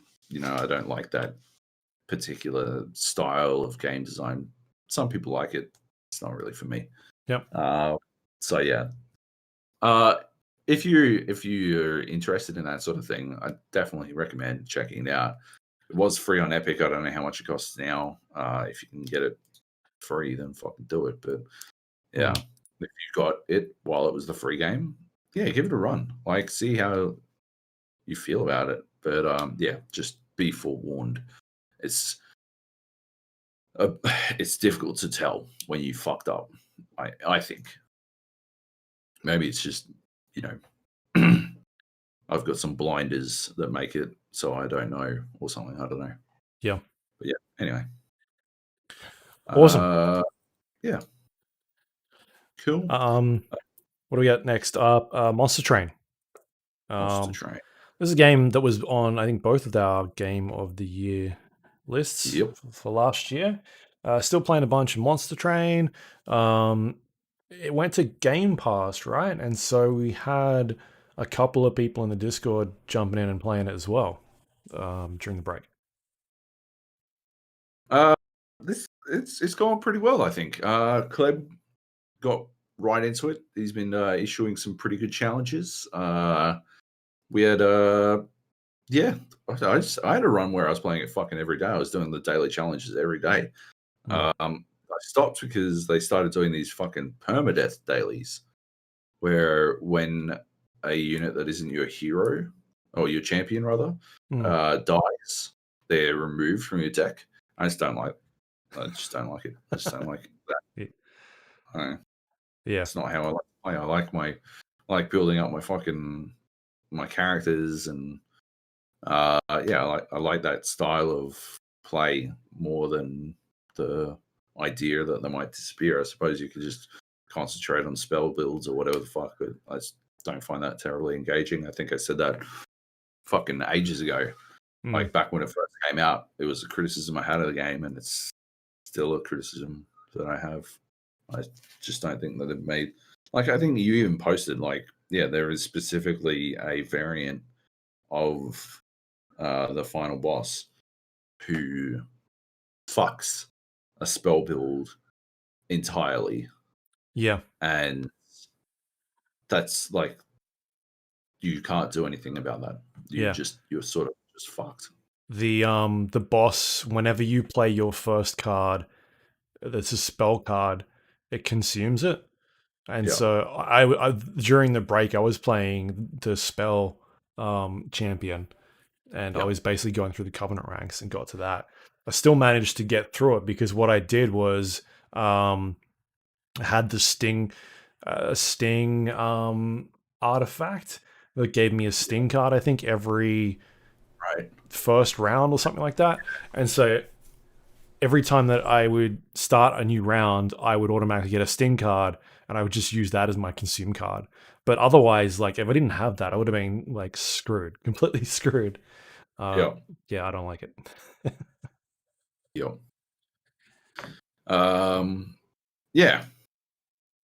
Anyway, that's why I stopped. But I had a lot of fun, and I definitely pick it up again. I love the challenges in that game. Yeah, I made a pretty good one, I think. That I beat everyone at. It's one of those things where, like, I guess it's what we talked about, like, last episode, I suppose. Like, they literally changed the challenge system to be how we wanted it to be, and now it's like that. Yeah, I love it so much more. Like, yeah, I issued the challenge. I didn't know how I'd go on it, but now I can actually look at how other people played and work out exactly where they went wrong. I can actually see where they went wrong or what they did correctly that I didn't, or like stuff like that. And that's fucking rad. Yeah, I think that's the one thing that I don't like about those challenges is that they base the scoring off of how quickly you can kill the boss, I think, and so it favors certain playstyles, and I don't think I like that. Right, because like because I think you you and I finished it. I think maybe Kleb died, and then one of the other PR guys that we were playing with was uh was also playing the same time I was, because I could see him in the game, like his little train was in there, and I'm like, who the fuck is that? And then he emailed me later on. Um, Yep. and I was like, oh, okay, yeah, like that sort of stuff is cool. But yeah, the scoring system, because it bases off how quickly you can kill a boss. And so if you're playing a certain role where you're doing, like, say, like a frost build where you want to get the frost damage on the bottom, and then it's doing like heavy damage at the top, uh, Yep. like something like I don't know, like the frost doesn't decay or something like that. Like that doesn't favor a person that goes that build, as opposed to somebody that's like, I'm going to put multi-strike on this thing and have them on the bottom floor and just wallop them in one go. Like, so all of a sudden you're encouraging people just to play a certain way. You know what I Yeah. mean? And so Yep. I think the scoring system needs to change How would you fix somehow. it? Sorry? How would you fix it? I like my chess thing, where, like, I think I mentioned this when I was watching the Queen's Gambit, but like have it be some sort of time based. Again, you run into problems where you can speed the game time up, but Yeah. I wonder if you can do something with that. But because Lock it. I've seen games where like somebody's taken like 30 minutes longer than me, and I'm like, and they've only like just beaten me by like 1,000 points or something. Like, really? Like, you know what I mean? Stuff like that. You're still because I beat you like that? Come on, son. I had to go away. Okay, it's a card game. I went like fucking did some stuff. I think what if you were to have it, because like we almost like I do think that would almost work. One of the things because I was playing and talking to Kleb about it, and he was saying that he just doesn't play the slow methodical style that I do. Hmm. Like, and you could see it like in his failed attempts. He was like half an hour shorter than I was, and he'd made it like more than 2/3 of the way through the fucking run. So he Yeah. was belting through it. So yeah, I would love to see. Like, I tried to get him to set up a timed one. Like, you can actually set it to play Hell Rush with a specific set of rules, but we couldn't. You have to like play it at the same time, unfortunately, which I don't like. I'd love it. Like, I don't think Yeah. Hell Rush needs to be done like at the same time. I don't think it's important to the way that the game plays out. We did play a bunch of Hell Rushes. That's the battle royale mode where 8 people play at the same time, and Hmm. you've only got a limited amount of time to complete the level. And if you run out of time, it just auto plays for you, and you get fucking blapped. It's rough. But I would love for it to be independent. I would like it just set a timer. The other thing I was thinking was you could count boss damage, so damage done to bosses outside of the final phase, Hmm. and then not count the boss rush. So count those. So if it comes into the final phase with like 800 down, Hmm. then count that as a bunch of extra points, and don't add the boss rush bonus. Uh, Yeah. and change it that way. I think might work to Because alleviate some of your at the moment you concerns. get scoring based off how quickly you kill the boss. So if it's on the bottom level, it's like 3 times, and if it's on the second level, then you get 2 times bonus score. And then the one room on the pyre is a certain, like, a different score. And yeah, I think that it's forcing players to stack on the bottom and just have, big fat units on the bottom, as opposed to, if you like I said before, if you're doing spell builds, or like if you want to put spell weakness on that bottom row, and then put a spell on them, put another spell weakness on them the next round, and then hit them with something hard on the top row. It's like, it's not really allowing you to play it that way. It's more trying to get you just to get heavy hitting cards and just do it as quickly as possible. And so I think that Yeah, changing the way that it scores it would be a lot better. Because like, it seems like the way that you play the game and that I play the game is very different. To like, I used to, especially depending on what build you're playing. Like at the moment when I'm playing my spell builds, I put them on the bottom row. But if I'm playing something else, I might chuck them. Like if I'm playing like Umbra, where you're feeding units, I want them on the top so that they get super fat.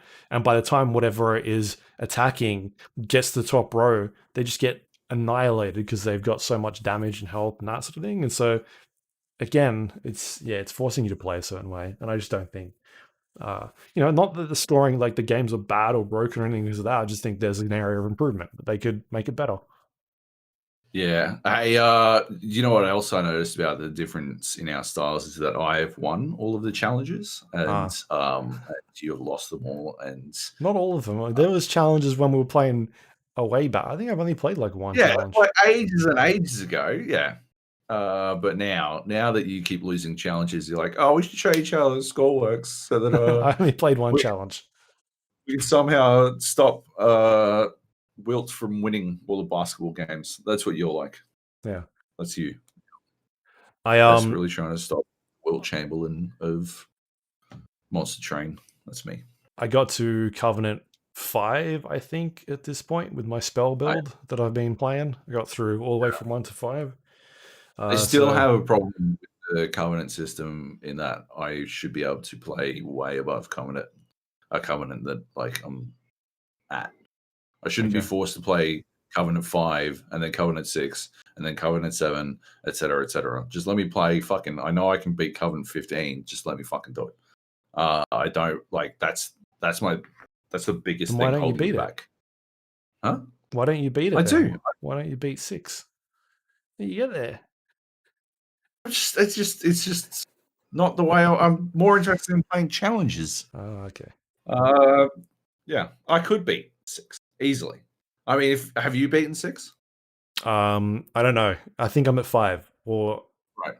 I haven't tried 6. Yeah. I mean, just based on how the challenges are played out, anything you can beat, I can obviously beat because I'm better than you at this game. So, like, just based on empirical evidence, like, yeah, I don't know. Just make a challenge and see if you can actually beat me at one. Like, make one of your spell challenges or something. I don't play spell builds, so like, surely you'd be able to win at that.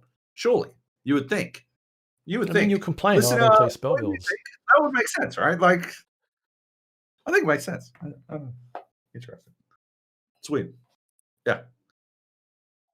Anyway, Monster Train. It's good fun. Yep. And I'm the best. What else have we got here? Jedi Fallen Order. Yeah, Star Wars. Jedi Fallen Order. So I actually played this because it was one of the games that I benched in my 3080 review. But I don't have it on Origin anymore. So I had to log in to my brother's Origin account and bench it through that because I didn't want to fucking buy it. And but like doing the benches, it got me like, okay, I'm gonna play a Fallen Order. It was on Xbox. They released a next gen patch, like a patch to get it to work better. And I'm like, hey, that's actually exactly what I need because I didn't want to play a game where timing is everything at 30 frames a second. I knew that wasn't going to be a good time. But yeah, played it on the Series X via Game Pass, #Game Pass. And yeah, played through all of it, finished it. I had to start over, which is a bit annoying, but it didn't matter. And I'll tell you why it didn't matter. Because I played it on easy, Luke. I played through the entire game on easy, and it was fantastic. I do not understand why anyone would play through that game on anything else. I said it way back when I was first playing, that one of the problems it had was that it wanted to have the Dark Souls style combat punishment, but like The Witcher, it wanted to have that flourish, that fancy Jedi shit, and it was not exact enough to really carry that off. And so, like, that's because I showed you how broken it was. 100%. You were loving it. 100%. You were loving it, and you're like, "Oh, this game's broken." Get the fuck out of here! I was loving it, but like I just like Star Wars things. Yeah, like The Witcher 3, played on easy, and I just played this on easy, got through it. It was fucking fantastic. Yeah, the stuff they do in it is like the storytelling stuff is fucking awesome. I don't want to spoil anything, but they've got some like flashbacks and stuff, and it's sort of set right after, or sort of right after the prequels, or sort of in between the prequels and the original trilogy, and yeah, tells a fucking phenomenal story. It's before the prequels. Hey, some of it's set before the prequels, or during. What? During, yes, certainly during. Yeah. The flashbacks are during the prequels. Yeah. But yeah, the bulk of the game is set after the prequels. And yeah, it tells this fucking awesome story. And yeah, I thought they did a really good job of telling that story and like expanding the Star Wars universe. And I'm like, I did not like the main character at all. I just didn't like him. I just didn't. It was a blank slate. He was nothing. He was basically someone to hold a lightsaber and then carry fucking BD1 around. Like that's what he existed for. But outside of that, yeah, like I think they did a really good job. Went to some really interesting places, like gorgeous locations and stuff like that, and yeah, just played out really well. It's definitely worth finishing. Just play it on fucking easy. The best thing about playing on easy is that like giant fucking like stink bugs, they no longer take 5 hits from a lightsaber. It's a fucking laser sword. They can cut through fucking blast doors, right? But they can't fucking chop through a fucking stink bug in less than like it still takes 2 hits. And in my opinion, 2 hits is one too many for killing a fucking stink bug with a fucking laser sword. But nevertheless, or stormtroopers. Well, yeah, exactly right. Although they die in 1 hit on easy, which is good. You just roll up on the counts and fucking split. But yeah, like holy shit. Yeah, it's just better on easy. Play it on easy. Do it. All right. Do it. Yeah. Okay. Next up, we've got Star Wars Battlefront 2, which was the free game on the Epic Game Store. At the moment, I think it's still on there, right? I never played it. Battlefront 2. Yeah. No, actually, sorry, I did. I played the beta that they did, the free demo, whatever it was.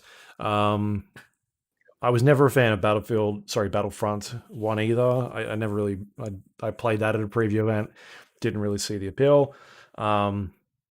And then with the second one, the thing that really got me is I had a chance to preview it, and I remember interviewing somebody on the team back then and just being like, I don't get it. Like, why is there all this pay to win stuff in here? Because that's what the game was doing back then. You'd had all these loot boxes, but they had like hero cards that would be attached to abilities and things like that. And it was just like really not a good system. They ended up fixing a bunch of that and yeah, kind of got some, turned that game around a lot and made it a bit better. And so now it was the free game. So at least I jumped in and played a bit. We got Nate back in, obviously. He's a big Star Wars fiend. You were in there, a couple others over the weekend and playing some Star Wars. We had Z in. We had Johnny Bravo playing with us. Dr. E3 played. I think Heath might have downloaded it. Like we've got the makings for some fucking big ass squads. Just been having fun with it, man. Like playing together. I think you know what it is. Like the stakes don't seem that high, and I don't know what it is necessarily. that lowers the stakes, but yeah, it just feels like, I don't know, you can get away with fucking about a bit. Like, can't quite put my finger on it, but we just fight about and we still, either we win or, maybe that's what it is. Like, either we win or the teams are so fucking lopsided, and you can see from the scoreboard at the end that you just never had a hope. And it's one of those Battlefield situations where you just redefine what success is in that, well, hey, we did our best. We definitely did like what we could to stop this shit from falling apart. Yeah. But yeah.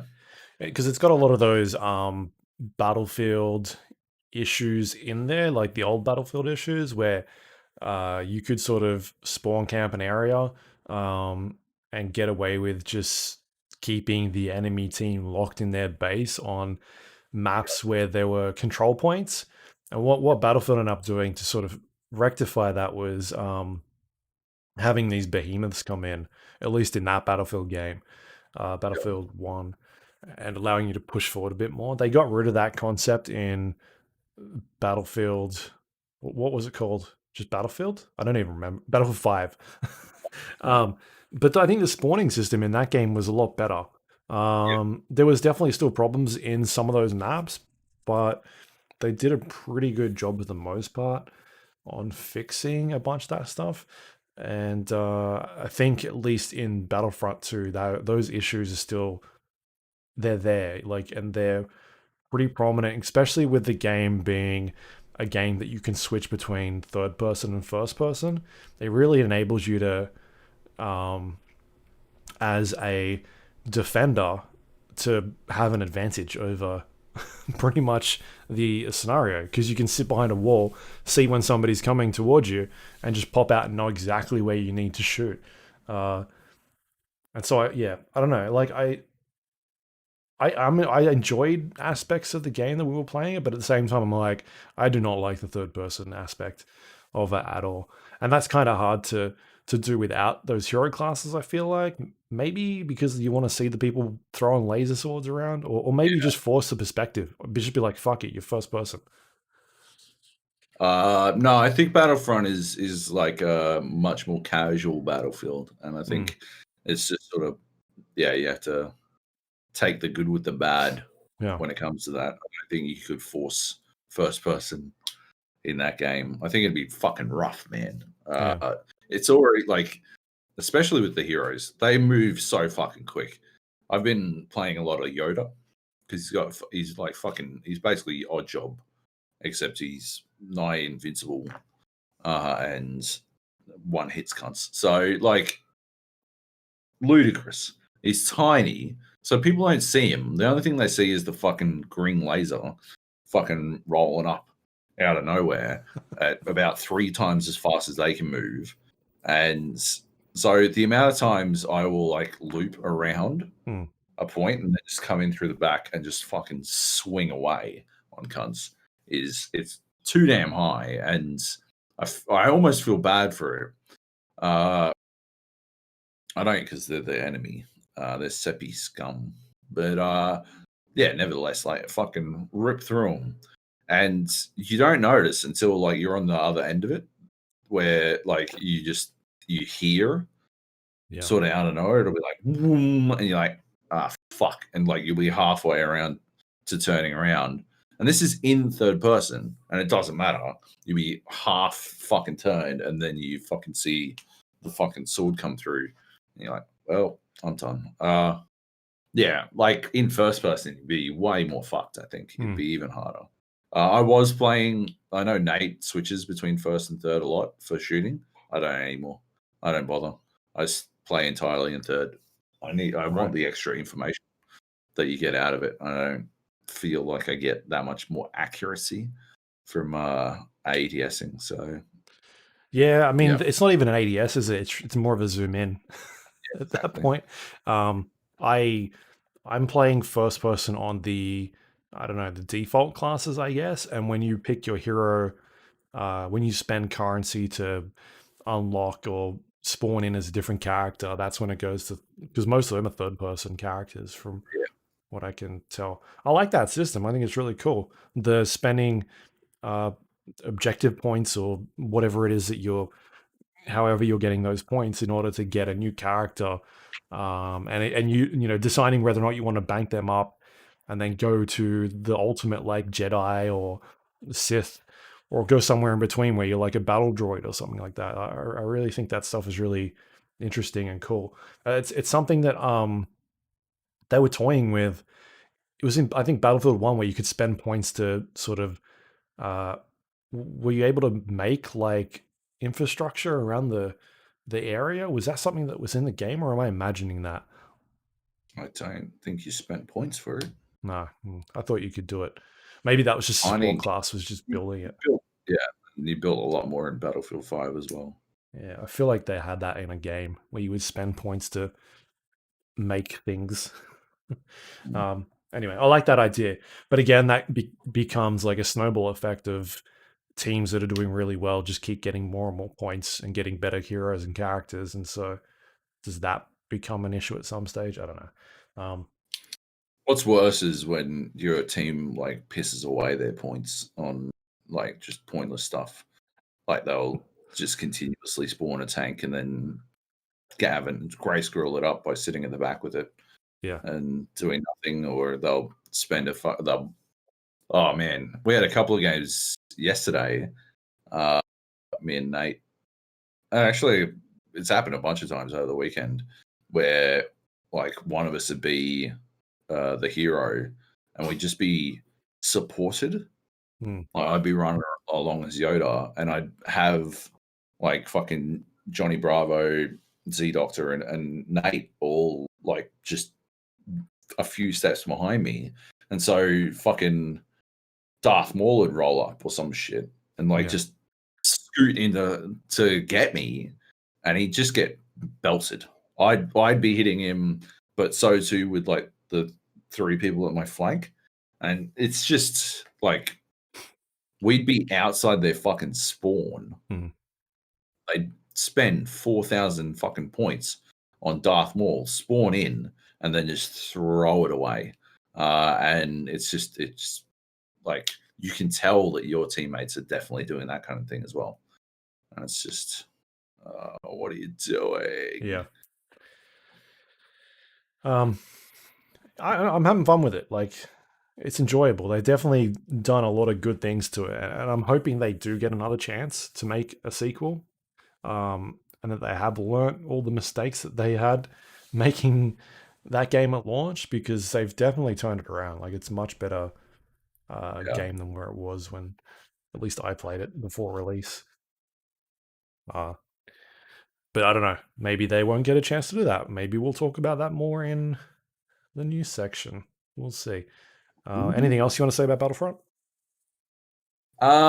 They've got bots in the game, and this is sort of tangential, yeah.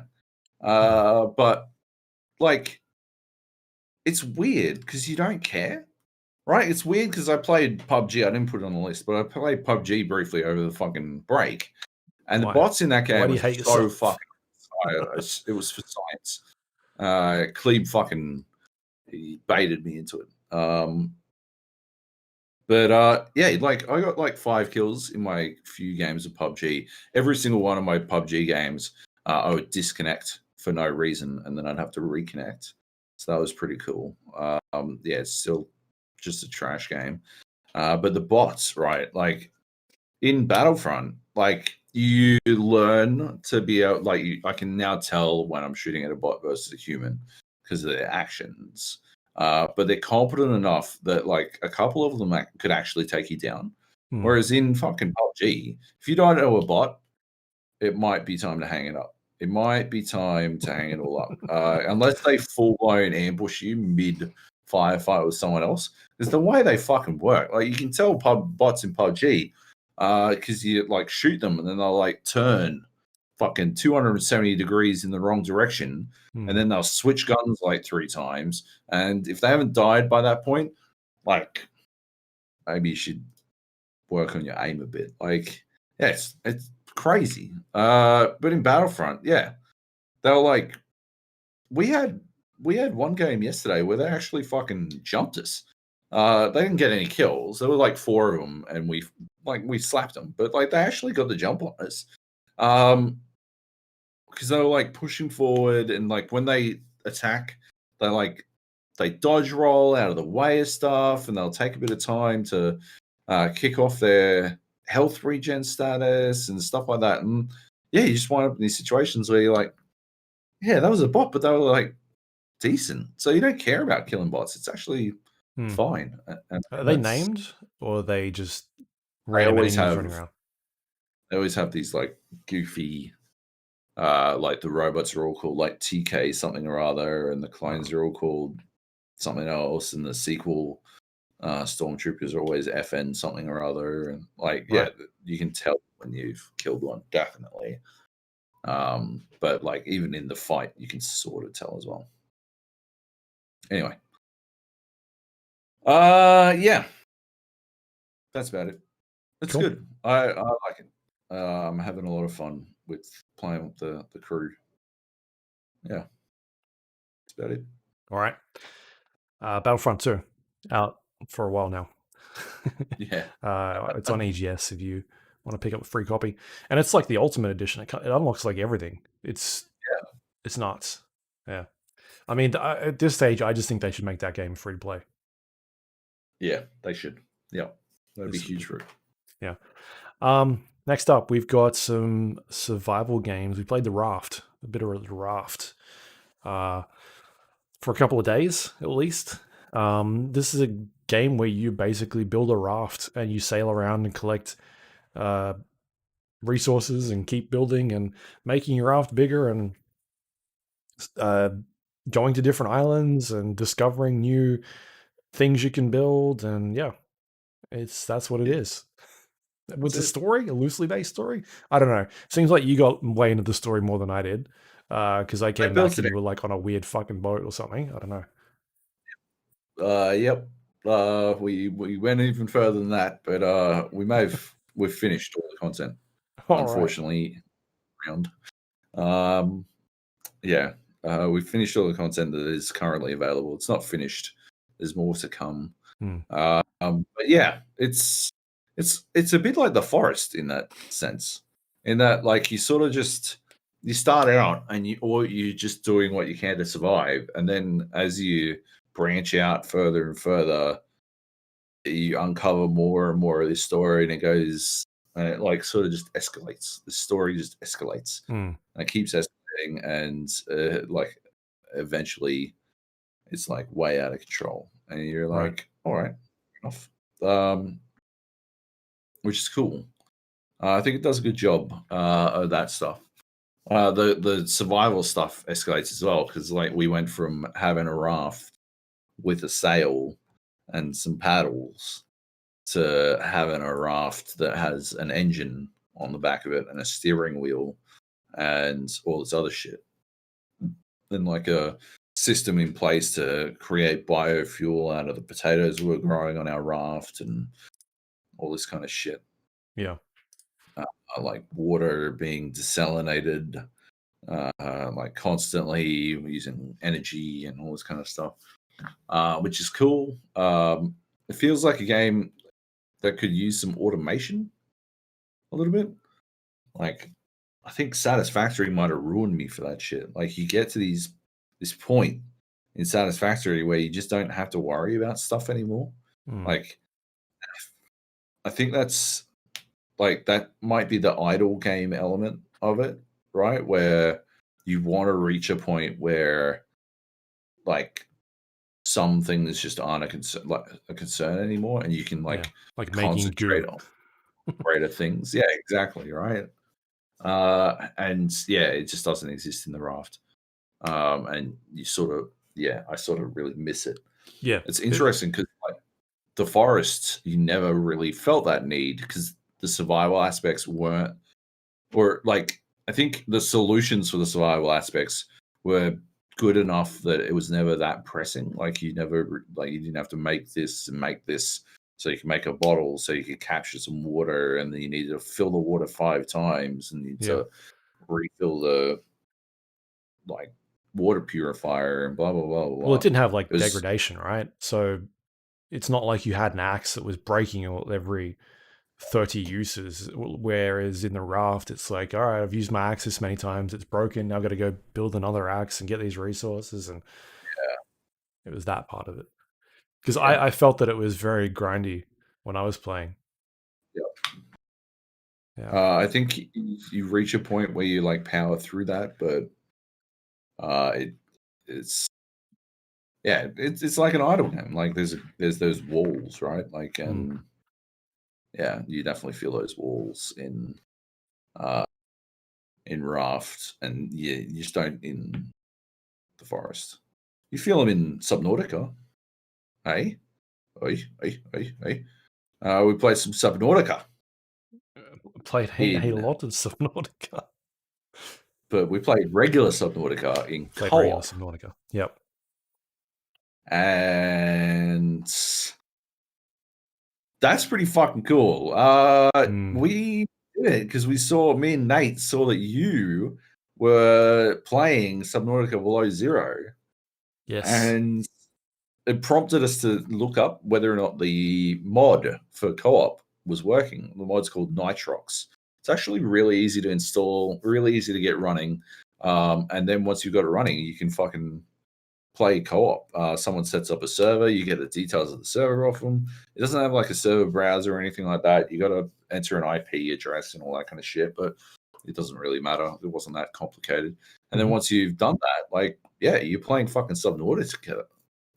It's pretty fucking cool. Yeah, I think it works. A lot of fun playing with you guys. It was janky. That was the problem, right? Was it?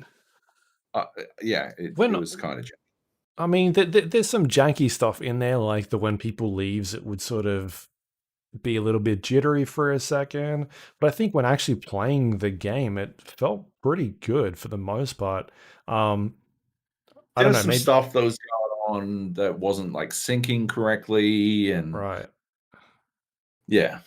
which was a bit goofy, but it was. I think it was because Subnautica is so polished in general. That was the problem, right? Yeah. Subnautica is phenomenally polished, and this felt janky compared to that. It's not a huge criticism. I think the people who made Nitrox have done a fucking phenomenal job. It's just, compared to regular Subnautica, right? It's a bit janky. Subnautica is an underground or underwater survival game. Yeah. For people who don't know. So that means it's weird how I was thinking about this the other day. Remember when survival horror meant Resident Evil? Right? And now it's like crafting and Well, for some reason, right? Everyone's like, oh yeah, the forest is a survival game. Subnautica is a survival game. It's not a survival horror. I'm like, have you seen I guarantee you I've been more scared in fucking Subnautica than I ever was in fucking Resident Evil, except for maybe when those dogs jump through the windows. But I'm doing more. I'm certainly doing more survival in Subnautica. I'm doing more survival in the forest, and I'm also more scared in both of those fucking games than I ever have been in any. Resident Evil is a horror game. Don't fucking restrict Subnautica and the forest to survival games. Restrict Resident Evil to a horror game because it's got no fucking survival elements to it. You have to survive to get to the end. Yeah, right? That's literally the fucking base element for every fucking video game ever. I don't know how we arrived at that being the genre name. But it's ludicrous to me. Anyway, I got fucking got by a Leviathan in our co-op game. And I think that's even better. That remind me that I don't know. I just got mad at the forest vibes. I can't wait for Sons of the Forest, man. I'm so excited. Oh yeah. That's literally my most anticipated game for 2021 is Sons of the Don't say that because it's now not going to come out. Shut up. You've jinxed it. Yeah. Yeah, like it does that multiplayer co-op mod, whatever you want to call it, is done really well. Like it's in Subnautica, you're scanning the environment, scanning objects, scanning fish, and every time you do that, it is syncing with other players for the most part. When I was playing, at least, and unlocking those building schematics or blueprints for everybody else. Or if I jumped into a game with you guys and I was a brand new player, I had everything unlocked up to the point where you did as well. So that stuff is like, for that, obviously it's probably always going to be in beta, or there'll be a point where he's like, it's finished, it's done, blah, blah, blah, whatever. But it worked really well from what I played of it. And so that was really good. There were just a couple of, like, I had to dev console cheat a blueprint into our hands because we didn't have it, but we couldn't pick it up. And it was like what was that? The repair tool, I think. No, laser cutter. And like when we scanned laser cutter blueprint things, it would give us the resources and not update the blueprint, and so it just didn't have it. So something happened there. And the other one was I started our base. I built our base to start off with at like next to a thermal vent, because I remembered from when I played that was pretty much the primo fucking place to have a fucking base. And at some point, like I don't know what happened, but I logged in to play with the crew, and everyone was playing already. I jumped in, and the thermal vent wasn't venting for me, but it was for everyone else. And so when we were putting our geothermal generators down there, I was able to do it without any risk. Like Praetorian would do it, and he'd die. He must have died like 8 times before I told him to stop. But like I would do it, and I just I was able to like sit right above the fucking playing with Praetorian, hilarious, because we played Satisfactory with him as well, and it's just I don't know what it is. His communication skills are just something else. But like, but he can build shit. The motherfucker is building like you wouldn't believe. I logged in to Subnautica into the fucking our base, which had no fucking oxygen in it and no power. Like, it's got no fucking power. It's got no oxygen. It's classic. It's a classic Praetorian move. He built like fucking 4 water purifiers, and they're all going at once. I'm like, we got to fucking destroy some of these purifiers because we can't fucking handle. There's no power. It's just not happening. It's like, don't break my purifiers. I worked so hard. And like, to be fair, he had gone way out of his way, and he fucking worked proper hard to get the gel shit that you needed to make these purifiers. Yeah. But we just didn't have the fucking power. It's like, but you know, people won't have fucking water. I'm like, they can fucking get water the regular way. At least we won't drown when we enter our base. And so I fixed it, and then like 3 minutes later, he's like, "Oh, I know why we didn't have any fucking power, Joab. It's because you didn't put any biomass in the biogenerator." I'm like, "Excuse me?" He's like, you got to put fuel in the generator, Joab, otherwise it's not going to fucking generate power. I'm like, that's not what the fucking problem was. We had 16 fucking water purifiers. What the fuck are you talking about? It's like, yeah, but you know, you didn't put any fucking fuel in the biogenerator. I'm like, why? How is that? How is that the key mistake here when you were trying to drown us by making purified water? I do not understand. It was ludicrous. He also flooded our base at one point, and did not have the materials required to reinforce it, which was pretty entertaining. I enjoyed that. But anyway, good times. Good times. We went to. He found at one point that he was immune to the depth meter, and so he just fucking went down to the lowest depths. Yeah. While we were breaking into the what's the big spaceship called? Whatever it's called. We were breaking into that, me and True, and he was like about off 600 meters down in the deep depths. Anyway, that game is scary as shit, and like, there's always like people have like these theories that games aren't scary if they're co-op. I've heard that said many times, and I think I used to sort of believe it because you'd play something like Dead Space 3 in co-op, and it wouldn't be all that scary. But I think it's the nature of the scare.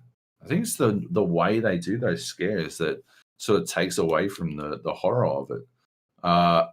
When you're left to your own devices and then horrible shit happens, I think it's fucking scary. It's still fucking scary.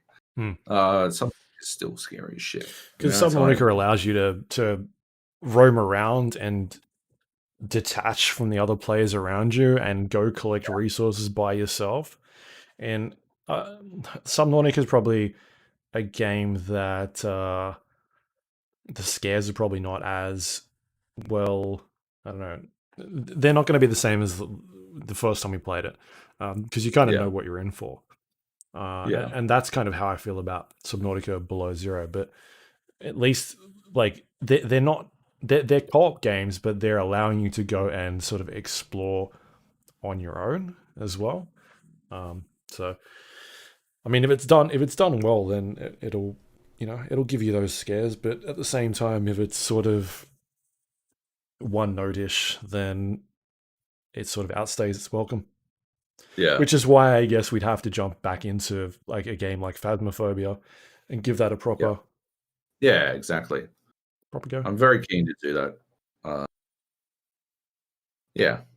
Get a game going where we're not farting about and shitting it up. Yeah. Anyway, so I've been playing Subnautica Below Zero.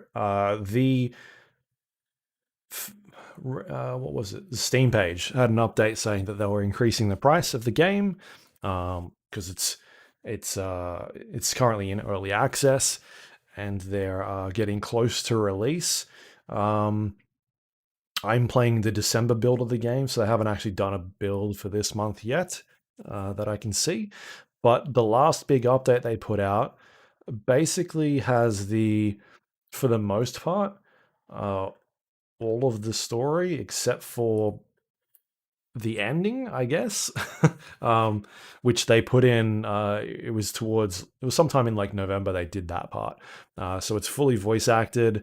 It seems to all be in there. As far as I'm aware, they've got all the creatures and all the items and all the environments are in there from what they're saying. Like the ones that are in there are going to be the ones that launch when the game comes out. And so I thought like, it seems like a good time to jump in and just check it out because it just feels like they're pretty close to dropping this thing.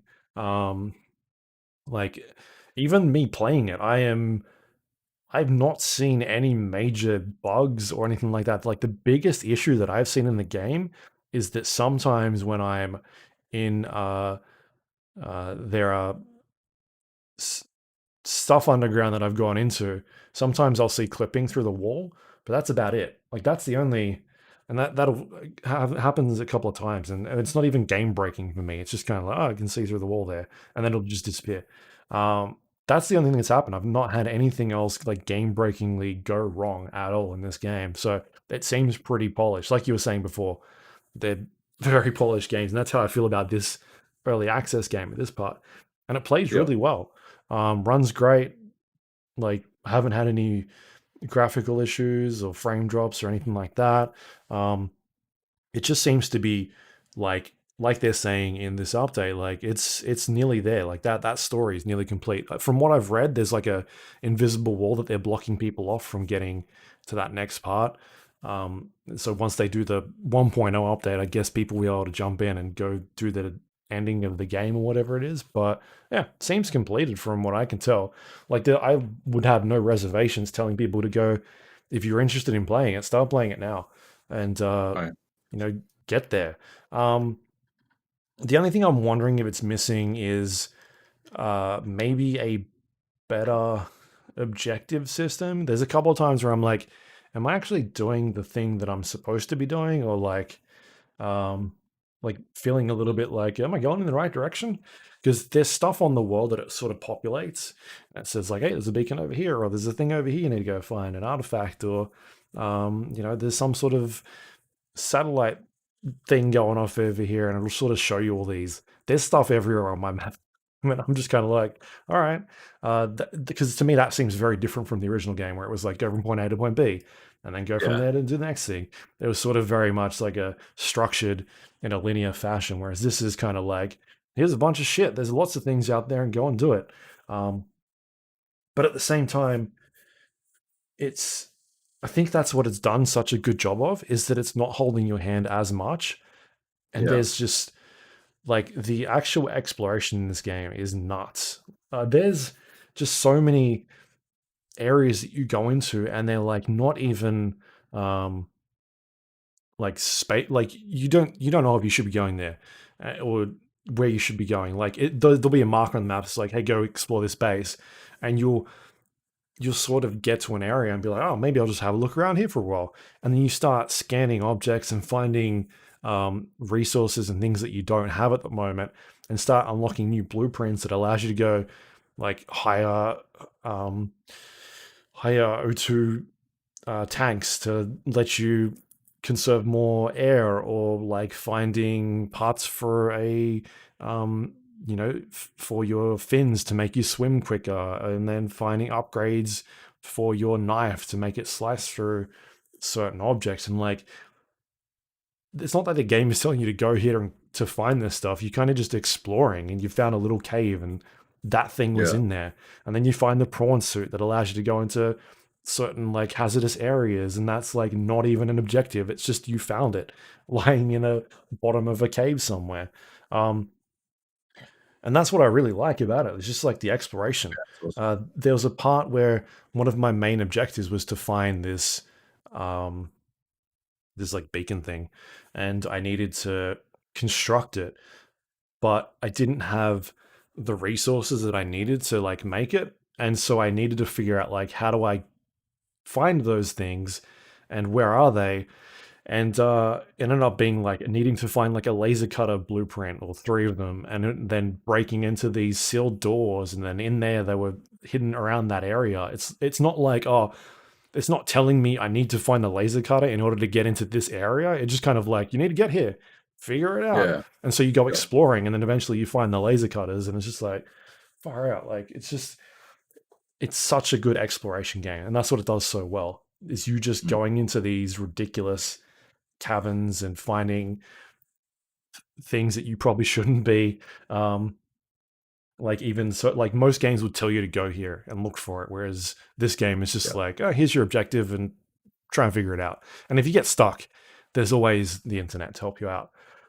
Yeah. And so I personally don't know if they're going to make that a little bit easier, like tutorialize it a bit more for people. But at this stage, I'm enjoying that part of it for sure. Um, so yeah, I think it's amazing. Like fixed up so many quality of life things. The one thing I immediately said when we jumped back into Subnautica, I was like, oh, you can't pin crafting materials. And so when you've got a blueprint and you're like, oh, I need to build something, what do I need to be able to build that? And you're going into your menu and you're looking, oh, I need 4 titanium, and I need some lubricant, and I need some glass, and then but also you want to build like 5 of these other things as well. And so you're trying to remember all the time, like, what do I need in order to go build all this stuff? And in Subnautica Below Zero, you can pin those things on your HUD, and you can see them at all times, and you can mouse over them and be like, all right, I've got it's checked, like it checks it off as well. Like, all right, I've got the titanium, need to find the lubricant, and then I'll find some quartz so I can make glass. Yeah. And so that stuff is really handy because it's always on the screen. It's super easy to drag and like add it to the screen, remove it from the screen.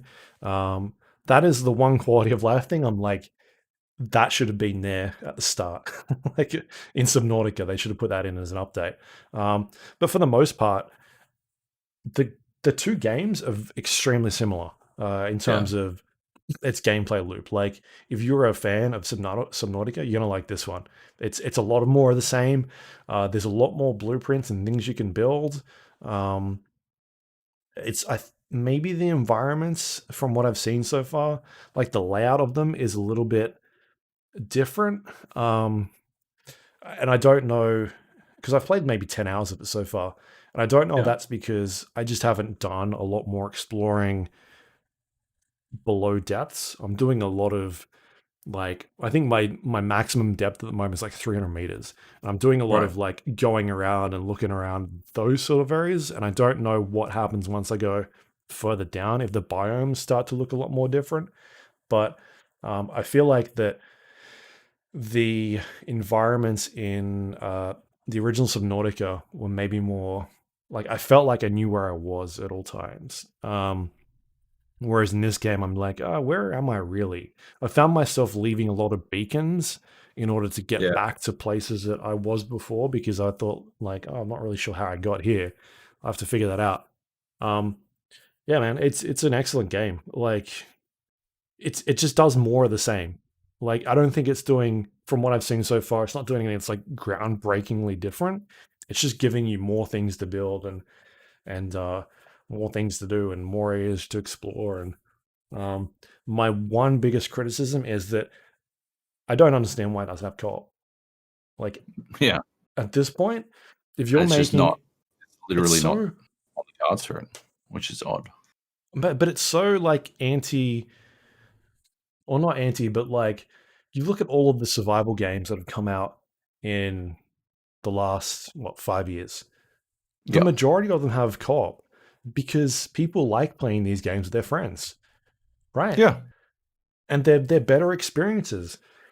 And I don't It's know. almost like a form of automation, right? There's an element of that, right? Like it alleviates some of that tedium Hmm, because you don't have to do everything yourself. You don't have yeah, to do every little bit yourself. It is certainly odd. right. Yeah.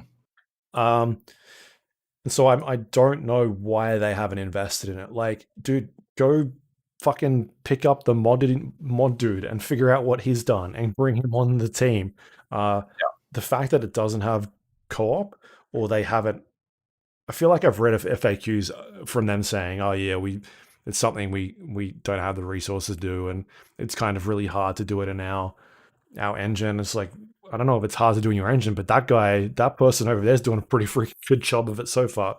Um, Yep. and just a lot of the games we've played, survival games that are very much like this, all have co-op, and it just feels like you have a better experience playing with your friends. So I don't know. Probably my biggest criticism of the game is that they've made a sequel and they've still neglected to put a co-op mode in there, which is I think a mistake. Yeah. Yeah.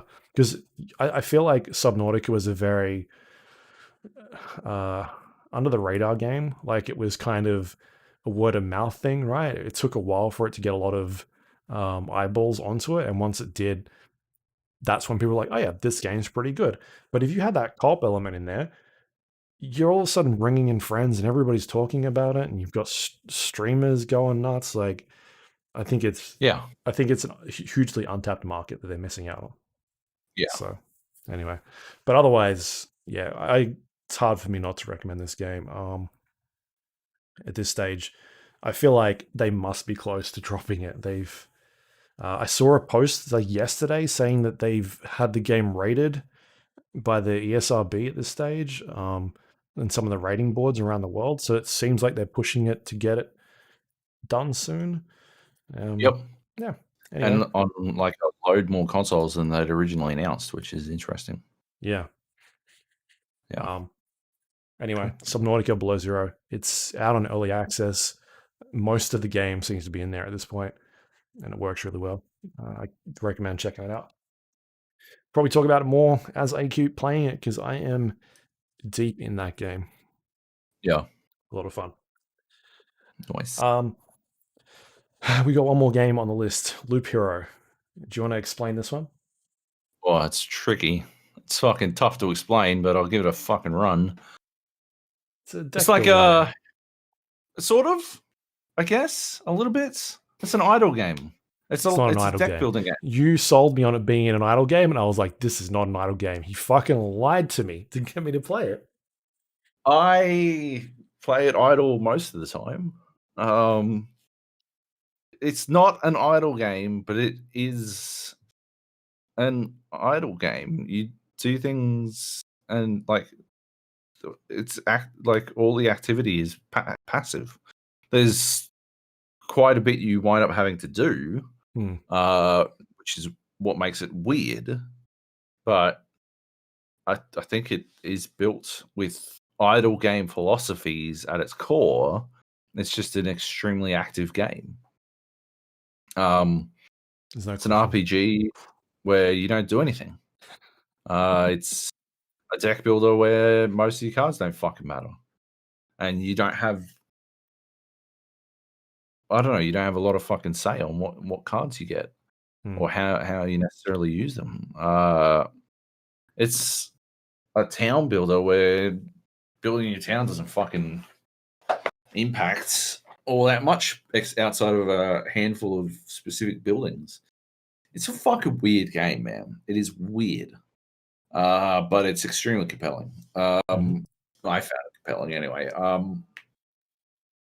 Yeah, you just wind up in these, like, it just sort of grabs you, and then you fall down that rabbit hole of, oh, I'll just do one more loop, and we'll see how that goes. And then, like, fucking 2 hours have passed. It's good because what I liked about it is, like, it's idle, but it's not, well, it's active, but it's idle enough that I was able to play it while watching the basketball or a YouTube or just browsing the internet even. Like I could answer emails while playing it. It alt tabs like shit, which I think they absolutely need to do something about. Like I alt play it tabs in like, windowed mode, like a really small. yeah, and you can't change the size of that window. But like I play it in that mode because it alt tabs like shit. If it alt tab better, I'd play it way more. It's got like a really distinctive art style, especially in its like I guess cutscenes, in its story moments. It's got a really interesting story that's sort of cosmic horror style. Without, I think it doesn't go quite far enough in my opinion, but it does go in those directions quite well, which I'm a fan of. Yeah, I just think it works really well. It's just, I don't know. It's hard to call it fun because you're doing not all that much. It like an idle game. It sort of just taps into some lizard brain loot box type shit where you're not necessarily, well, for a long time you don't feel necessarily in charge of your own destiny, and then once you have a deeper understanding of the game, you're entirely in charge of it. You wind up in these situations where, like, you're going into the fucking boss fight for the third chapter wearing some gear that is like 10 levels below where you're currently at, but it does a specific thing that allows you to build in a specific direction that allows you to guaranteed win the fucking fight you're in. And you're like, well, I kind of fucking have to do it. Or like you build your deck in such a way that, like, I finished it. I finished the 4th chapter. There's no chapters after it, so I believe I finished the game. But I finished it by with a deck that was 8 cards, 8 different cards. It would have been 7, but you have to take a card in the bottom row. And while I was playing through my winning run, I was thinking I should have taken a specific card as opposed to the one I did. If I Mm-hmm. fail, I'll just do that instead. Uh, I succeeded, and I haven't played it again because there's cutscenes and it tells you you won and all this kind of stuff, and then it's like you could play again if you wanted, and I'm like, I think I won't. But yeah, I had 8 cards. I had one specific plan. I built a giant forest. I had a river running through it, and I had my rogue hitting 4 times as fast as he was supposed to. And so, I only built into spiders and vampires and villages and groves, and that was about it. That was about all I had going. And so I had this giant fucking forest. The Mm. forest, once you've got 10 forest tiles, spawns a different type of village. And that's what's interesting about the game is the way all of these things wind up interacting. Like when you build 9 rock tiles next to one another, they create a giant mountain, and the giant mountain spawns harpies, Yeah. and those harpies can be difficult for you to beat. Or when you build 10 forest tiles, it spawns wood villages. And those wood villages have dudes who are specifically difficult to beat if you are attacking 4 times faster than everything else, because they have counter at 100%. They fuck you up, man. But also, you can build like you've got these wheat fields, and you can build wheat fields next to regular villages. And if you do that, the regular villages give you extra health when you pass Mm-hmm. through them. And health is a huge part of getting through any level. But if you build these wheat fields next to the wood village, it's different. It's a different fucking tile, and it changes, and it has different impacts. And it's actually winds up being extremely beneficial to do it, although there is some threat because it spawns some enemies, and so you wind up doing that, and you like it's one of those games where like I'm glad that I played it in the way that I did. I think if I played it with a wiki readily available, a lot of the mystery would be gone from it. Mm. Yet at the same time, I wish I could find, I wish I had a wiki that would tell me what I was missing. I'm sure I'm missing Yeah. things. I'm certain of it. Because I like the sand dunes. I don't know what to do with them. I just Yeah, kind of right. pile them in the corner. I'm like, yeah, I'd do. They and like, yeah, you like you're kind of stuck using those, right? Like you're Yeah. like, I don't know if I should really use them all that much. Because You you can probably put get away with like it. you're sort of like building the map around you, and you can put like grass on a tile.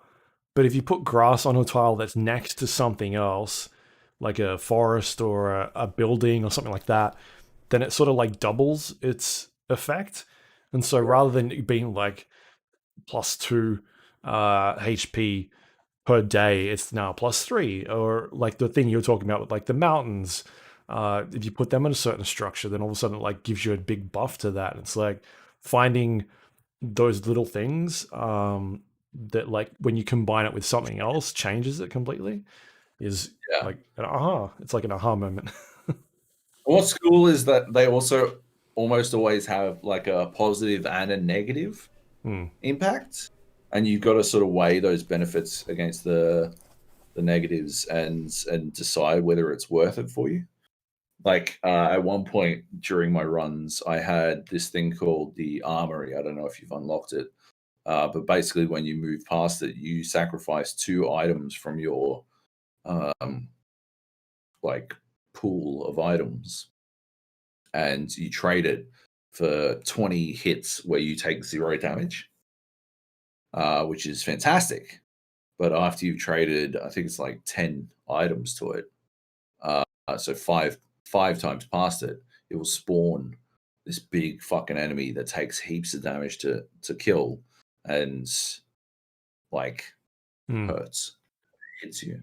And so you wind up in a situation where you got to weigh that against, and you can't I found like you can actually get away with like having a bunch of these around, but if you like, it's almost not worth it because they take so much damage that they hit you so much that like you don't wind up getting all that much damage mitigation. Like 20 hits is like 5 hits once you get past these guys. And when they do hit you, if they hit you without it, they hurt. They really hurt. So you wind up in a situation where you're like, I don't know if I should bring this at all. But there is like one specific configuration that you can put down depending on the tile set, the map that you get, because there's a lot of RNG in this game as well. There's one particular configuration that you can put down where it is spectacularly powerful, unbelievably powerful. There's absolutely no way you don't walk away from it. You'll have to fight one of these fucking suits of armor, but you'll walk away with probably around 50 fucking hits of pure damage mitigation, which I used to beat the Chapter 3 boss without taking any damage at all. It was beautiful. However, you are literally you're adding a card to your deck that you literally use once, and if you use it any other times, it ruins you. It is devastating to your cause, and so like there's the immediate question of, do I take this card because the impact of it is not necessarily fantastic unless I get the specific layout.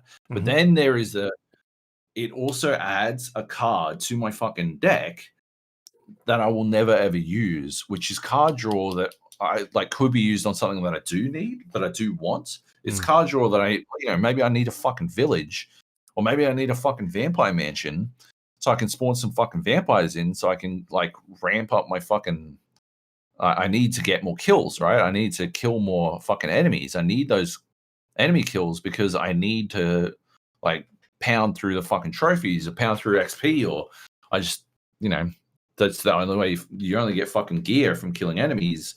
So I need that shit.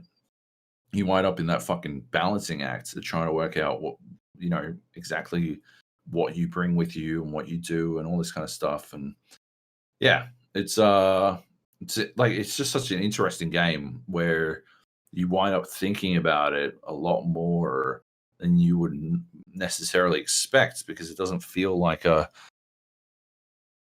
doesn't look on the surface like this very deep experience, and yet you just fucking go all the way down the rabbit hole wondering. I would, when I wasn't playing, I'd literally be wondering, I wonder if I combine this and this, how that would work out, or blah blah blah, and see if I'd go in and see if it'd work. And that's fucking awesome. Have you unlocked the river card in it yet? No. It's a game changer, man. Any tile that the river is next to, its effect is doubled. And so you put that's why I had like 400% attack speed increase. Yeah. Because I would create like a tower defense style maze of forest that the river was just fucking looping through. And so all these wooded cards, which increase your attack speed, they'd just be doubled in effect. And so I was, slamming. Fantastic. It's a really clever game because it looks on the face of it very simple, and yet there's loads and loads of depth. I think that's fucking fascinating. So yeah, I got well addicted to that. Yeah. It's not out yet. I think they've got a bit of work to do. My biggest criticism is I think it's super grindy. And you kind of don't get a good idea of, there's an encyclopedia in there you can unlock, and it'll show you like what resources you can gain from killing certain things and that sort of stuff. But for the most part, like, unless you're going deep into that, it's kind of just like you're getting random crap, and you don't really know what's causing you to get in certain things. And when it tells you to build a certain there's like a villager mode where you build you craft certain items, and then you get bonuses and extra stats and things like that. And like you build something, and then all of a sudden you've got access to something else, and like that where you can build those craft food and furniture. And there's one more, I can't remember it. Something else anyway. But you can only put like a certain amount of things in there, and every time you build something else, it kind of increases how many things you can chuck in there. It's just like that stuff isn't made very super clear as to what you're kind of doing.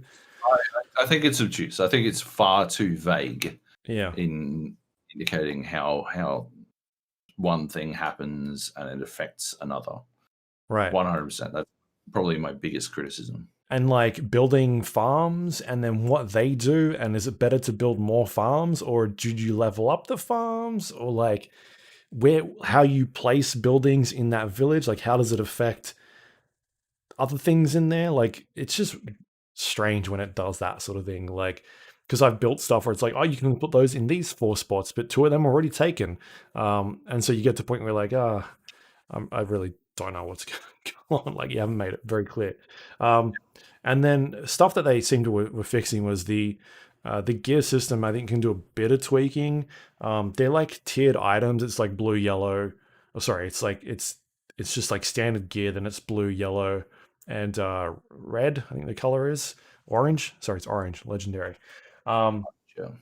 And just some of the like subtle differences between like a blue level piece of gear that's like a level 4 and a like something else that's higher, like a level 5 piece of gear that's a different color. Like it'll be like a yellow or something. And you look at the blue piece and then the yellow piece, and you're like, the blue piece looks like it's better. Like it doesn't make much sense. And you run into situations where you've got like something that's a level below, and it's a different, like it'll be you're comparing like 2 reds or 2 oranges, and you look at them and you're like, this just, the stats on these just don't make much sense at all. It's just like it's hard to tell what you're getting and what you're losing out of it sometimes. And then at the same time, you look at the 2 and you're like, it seems like the thing I'm getting that is apparently a higher level and higher tier is not as good as what I've just been given. It's like something's wrong with the RNG mechanic. I was seeing it less and less the more I played, and they were rolling out updates as we were playing, so I don't know if they were fixing or tweaking some of those values, but when I first started playing, I know I was noticing all the time being like, these items are just, like some of this stuff is just crap. Like there's no point in me switching to something that's 2 levels above where I'm at. I'm using this blue thing that is not as good as the orange or yellow that's 2 levels higher for whatever weird reason.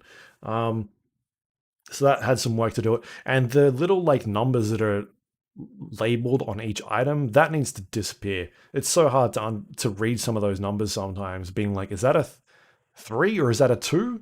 Or is it an 8? Because sometimes you'll have like a level 8 gear and the game is still throwing you like level 4 gear, and you're like, is that a 3? Or is it like, what is it doing to me? What is it giving me, this game? So just the little text is sometimes hard to read.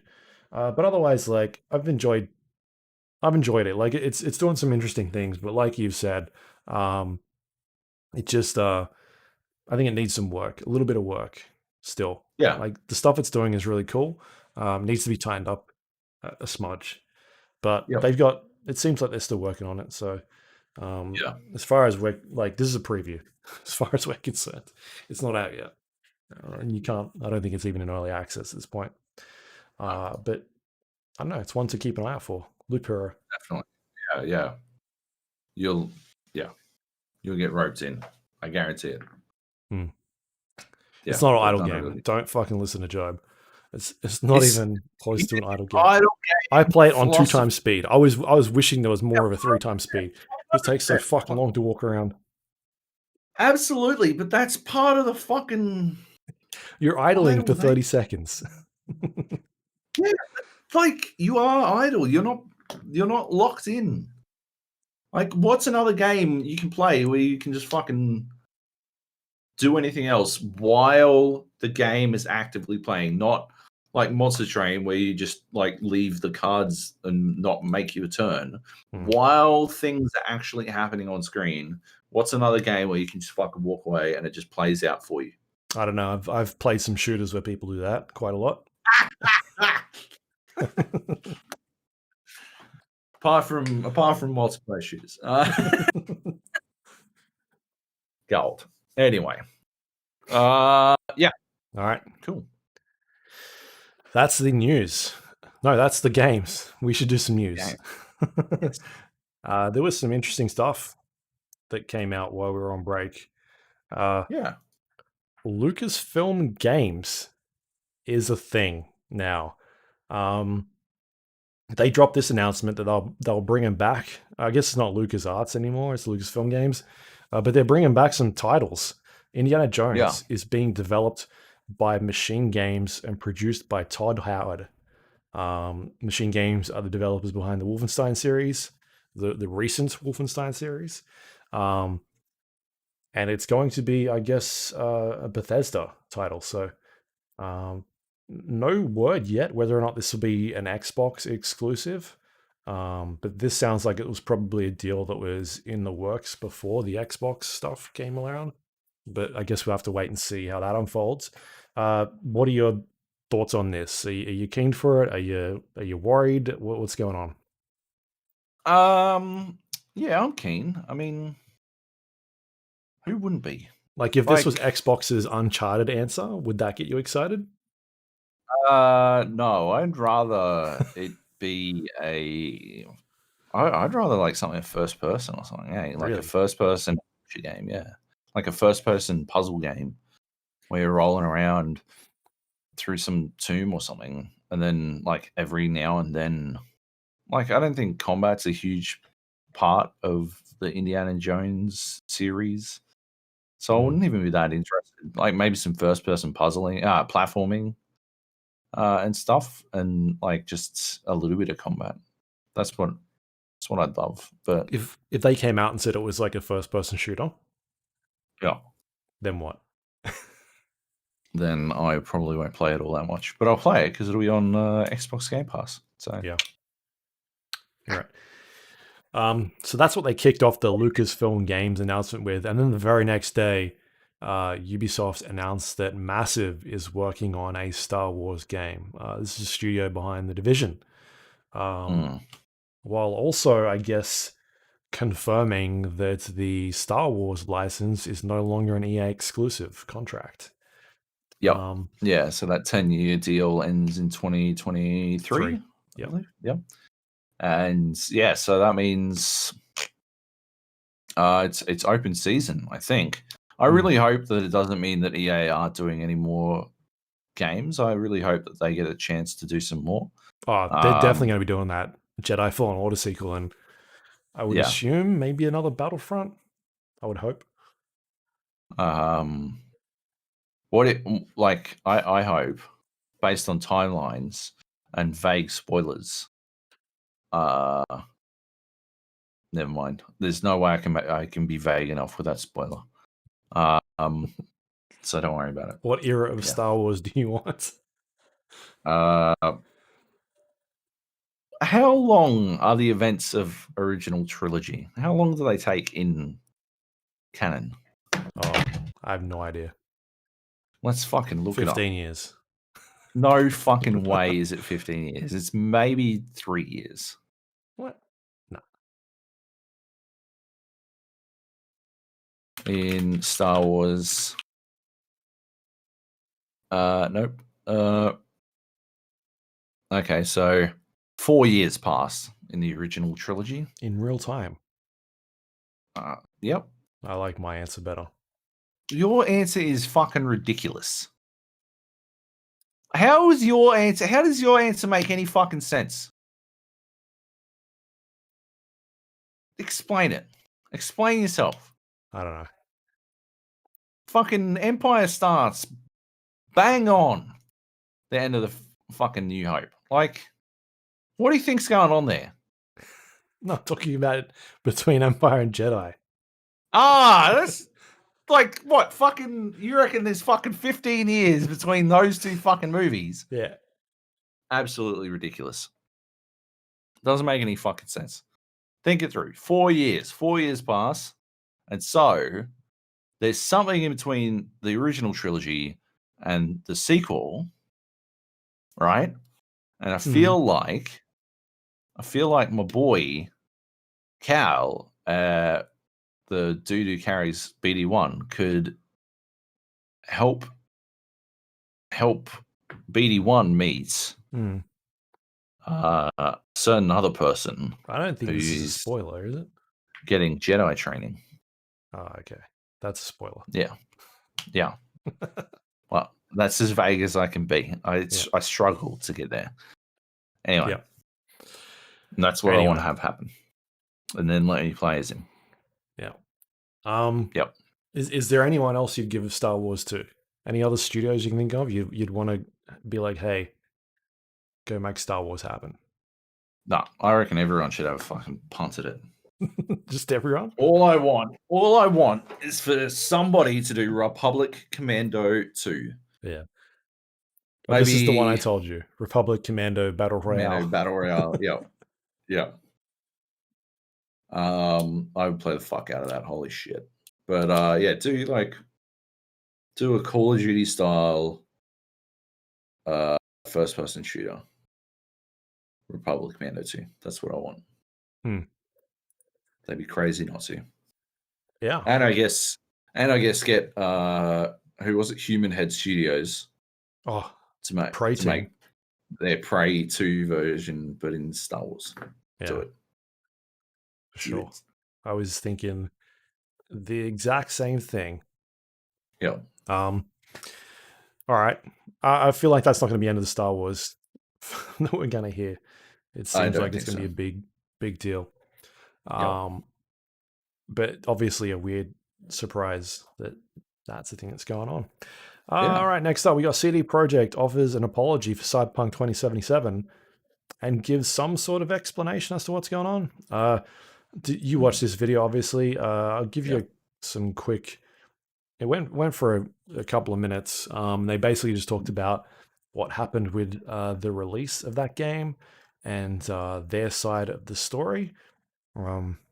This was in relation to the co-founder of CD Projekt giving his thoughts.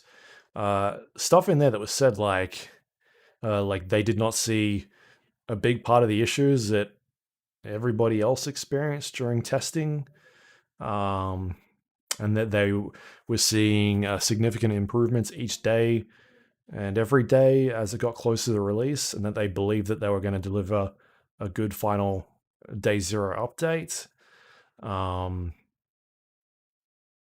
Just really weird things in this update video, and I think they shouldn't have put it out. I don't buy any of it still. I think they're lying. Yep. To say that they're not seeing these issues, watching, going, bullshit. Yeah. Holy shit. What a crock. Oh my god. Yeah, it is just... They just don't even give a fuck. They don't even give a fuck about the truth in that. That video was horseshit.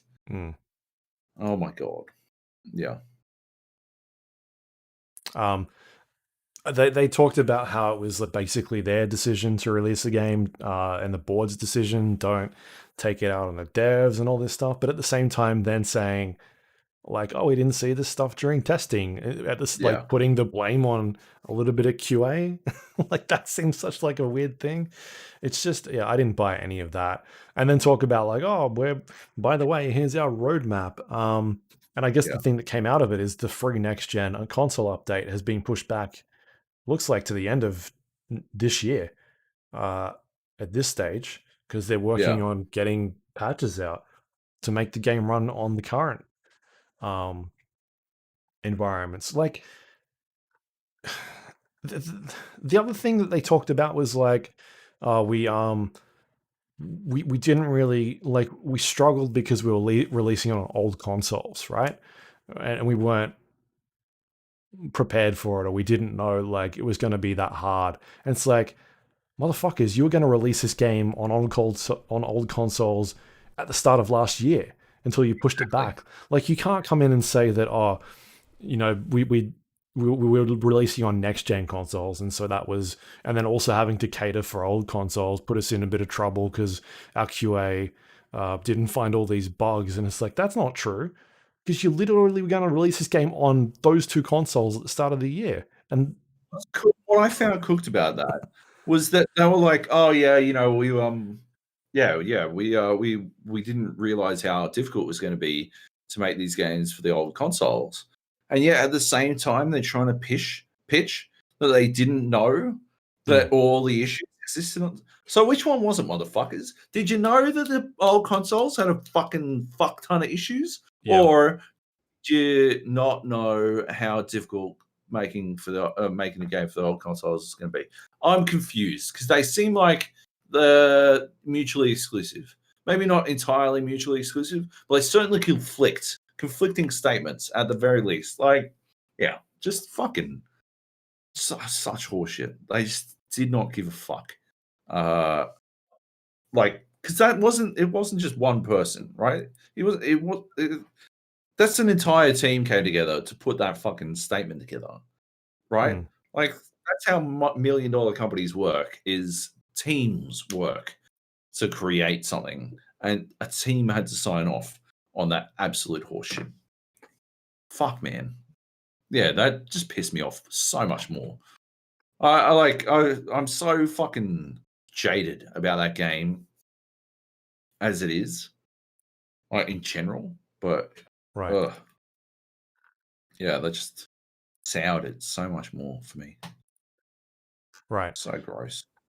And then during when all this was happening, Jason Schreier put up an article about the disastrous rollout of that game and talked to 20 current and ex employees of the studio that basically talked about the state of that game and sort of what happened. And then I remember seeing somebody put out like, I think he basically went to CD Projekt and asked for a statement on a bunch of this stuff. Um, and his theory was that this video that came out was in, they wanted to get that video out before this Jason Schreier article went up, Right. which they did. And Yep. then they eventually came back and did talk to him about uh, some of the things that were in that article. Um, and like they kicked, I don't know if you saw this. I'll send you the tweet. You probably haven't. Um, but basically, they end up kicking this thing off saying that like, uh, Oh they yeah, I point saw this. they pointed to like games journalists and how well the game reviewed and being like, well, the Yep. game got 9s and 10s. Like you're like, Yeah. what? That is your that is your benchmark of what's going on with this game. Yep. And then talking about like um just things like you've only talked to 20 people, some of them are ex-employees. Most of them wouldn't say that there was any issues with the development and that sort of thing. It's just like a Yeah. weird, they clearly haven't got an idea yet of what's going on with this. Like they've lost all credibility at this point, and they keep Yeah. digging the hole more and more, like further into the ground, and not realizing that they're standing in like this giant hole. It's so Yeah. weird. Yep. Um, Yeah. They just it's garbage, man. hmm, What also fucking stitches me up is all these people who are still fucking defending them. hmm, Like you can see it even in the fucking responses to this tweet. It's like, oh yeah, Jason just releases BS articles, blah blah blah. Like, motherfuckers, have you played this game? I shouldn't get fucking worked up about this stuff. Like, at some point, because I know, right? There are huge parts of the internet that are literally just being faked hmm, by PR companies with an agenda. And there's no question that like half of these people are like, oh, it's still the best game I've ever played. Half of them are probably just PR bots. There's no, like, it'd be idiotic to think that they like that people wouldn't use the same tools used to attempt to derail elections worldwide for a slightly higher cut of profits. So yeah, I don't know why I continue to get worked up when I see clowns, except for the fact that I know that it's not all bots. If it was all bots, I'd be able to sleep soundly at night, but it's not. There are a large section of people who are like, yeah, this game was fucking amazing.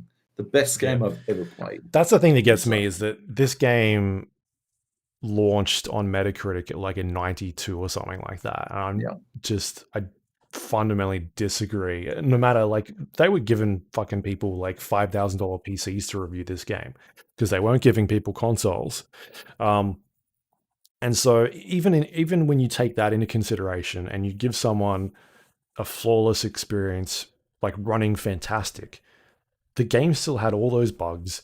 It was still very like, it wasn't doing anything groundbreaking. I do not think that game is a 9 at all. I still had a bunch of fun playing it, but it is a flawed game. The team, again, the PR teams behind this game specifically and deliberately attempted to get people who would be, like, it'd be crazy to think, just as you'd be crazy to think that there aren't armies of bots attempting to push messages online that certain games are good and certain games are bad.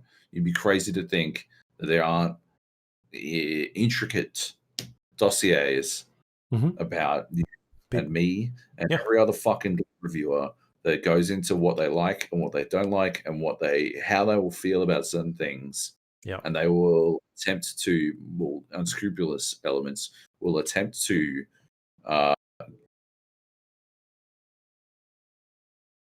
get you a game in a way that you will prefer, or not get you a game if they think you will be critical about its shortcomings.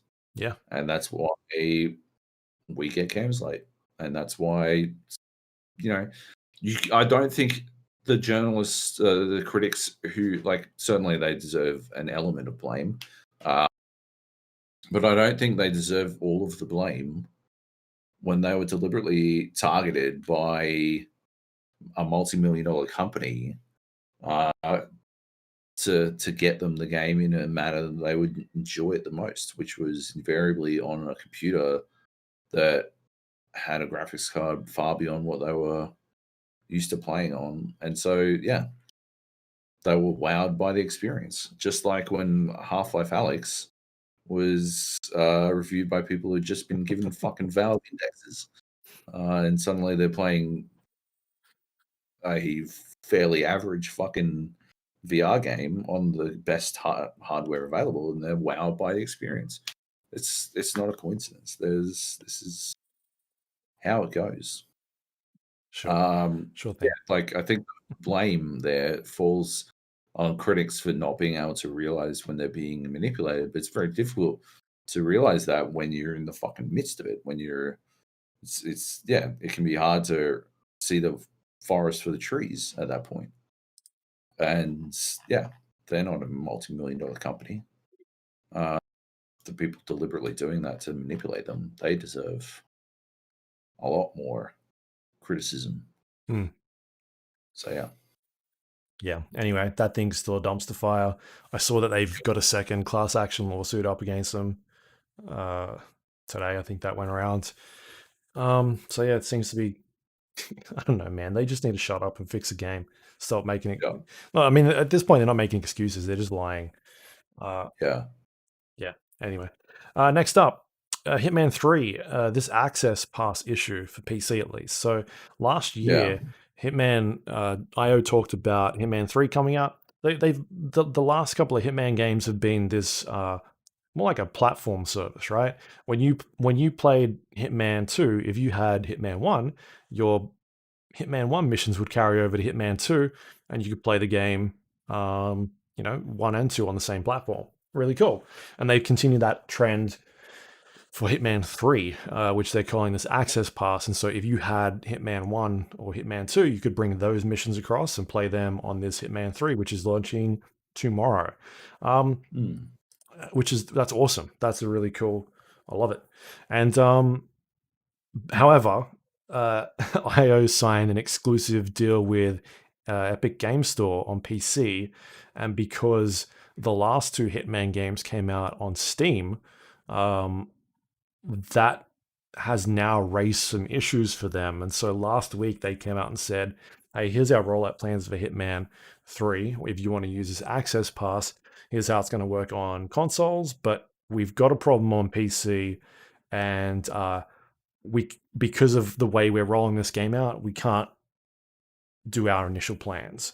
We're now going to have, if you buy Hitman 3, you'll get the Game of the Year Hitman 1 edition included in that game. And we're also going to discount Hitman 2 for the next 2 weeks, and it'll be 80% off when you buy it on the Epic Game Store. And then that way, that'll give you your Hitman 1 and Hitman 2, and you can play that in Hitman 3. They got a bunch of backlash for this, obviously. At the end of the day, this isn't I don't think it's a consumer problem. This is something that should have been resolved on the publisher end, and to come out and be like, hey, here's this thing. Here is the way this game has fundamentally, it's supposed to have worked. And we're now going to backtrack on that a week before this game is supposed to come out. And you're going to have to rebuy those games on a different platform is not cool. So they copped a bunch of shit for it. Luckily, though, since like yesterday, I think they put up a new statement saying that they're working on it. They are going to get people this access. Hitman 1 will be included in Hitman 3, and they're working to get Hitman 2 for people that have already bought it across to Hitman 3. So I guess the thing you want to take away from this is don't buy Hitman 1 or 2 if you're going to buy Hitman 3. Absolutely not. They're fixing it. It's not coming at launch, but it is coming. Yeah. What a clusterfuck. What a clusterfuck. I mean, relatively speaking, considering we were just talking about Cyberpunk, obviously not that large a clusterfuck. But certainly, not what you want the talk about your game to be focused on a week out from it launching, when, obviously it's getting quite good reviews. You probably want them to focus on that instead. But yeah. I'm going to wait and see how this one shakes out. Yep. I think no rush. I think there's no point in rushing. But if they come out with some bullshit like, oh, if you buy it in the first 2 weeks, you'll get Hitman 1 and 2 for free, I'm going to be fucking pissed. Because that's not how it should work. Because you've already got Hitman 1 and 2. Exactly. Like, I've already got Hitman 1 and 2 on Steam. Yeah, me too. They need to figure it out. They need to figure it out properly. My guess is that Epic probably just fucking wears this one and pays. Who would it be? Who had distribution on Hitman Square 1 and 2? It was like, Square. They probably just pay Square. IO went independent, right? Load of money. Yeah, they bought themselves out. Yeah. I'm guessing that's probably what will happen. Yeah. Anyway. I'm looking forward to that. Reviews dropped for that overnight. It's doing pretty well. I think it's in like the 80s at this stage. A lot of people saying that it's, it doesn't do anything groundbreakingly new, but it's good, which I'm looking forward to more Hitman. Good enough for me. 88 it's currently sitting at. Okay, that's pretty high. Yeah. Yeah, that's awesome. I'm definitely keen to play that. Should be, I don't know when that's coming out. A couple of hours from now, hopefully, or maybe I don't even know the time. I should look into it because I bought it. I don't know when it's coming down. Anyway, what else we got here? One more piece of news. Apex Legends Season 8 will be adding a new legend called Fuse. And guess what? He's a... G'day, dickheads. G'day, He's an dickheads. Australian. I'm Australian. Why do I don't understand? Why do they keep making Australians be obsessed with explosives? Because there's Junkrat, right? Yeah. And now there's Fuse. What's Yep. the deal? Do we love explosives? I don't think we like explosives. I mean, if anything, we're anti-explosives, right? Or anti-guns, and Yeah. I don't know. Is it Mad Max? Is it Mad Max's fault? Is that what's going on? Fucking That's the only Mad thing I can think Max. of. Yeah, I guess that's probably it. It's weird, is what it is. I'm not a fan. Yeah. I thought the reveal trailer was fucking weird, man. I don't think it was narratively coherent. I don't think they did a good job with that one. They're usually pretty good. Usually, this one was a miss, in my opinion. Yeah. Yeah. I mean, at the end of the day, it also could be a like they haven't actually been like, let's make an Australian character. What should they do? And then been like, let's give them explosives. It was for this one. It feels like the other way around. They made a character. Yep. And then they made the design of the character, and then we're like, let's make him Australian, and give him a backstory. Whereas you see stuff in other games where they've maybe thought about it a bit more. Yeah. Anyway, like it's just pure cartoonish Australian. It's so like cringy as well. Yeah. Yeah. Oh well. Anyway, NBD. it's good that there's representation there, I guess, for other Yay. countries. Sure. Yeah, and that's the news. That is it. Not a lot, but some interesting things. We got any questions over the break? I haven't looked at all. We do appear to. Yes. Okay, cool. Dr. E3 Money. I believe this is probably it. Dr. E3 Money writes, I second Kleb. Ghosts was my game of the year easily for me. All right. Are you guys still playing Idle Slayer? If so, how deep are you? What's your current Ascension CPS bonus? So you listen to the We already podcast, answered Drew. this. Fucking listen up, Drew. Fucking try listening, mate. Once in life. Once in your life, mates. What did I say? 24 million? Yeah, I'm at like 26 or 27. Yeah. Well, are you still playing, Drew? We haven't talked about it. I'm surprised we didn't talk about it.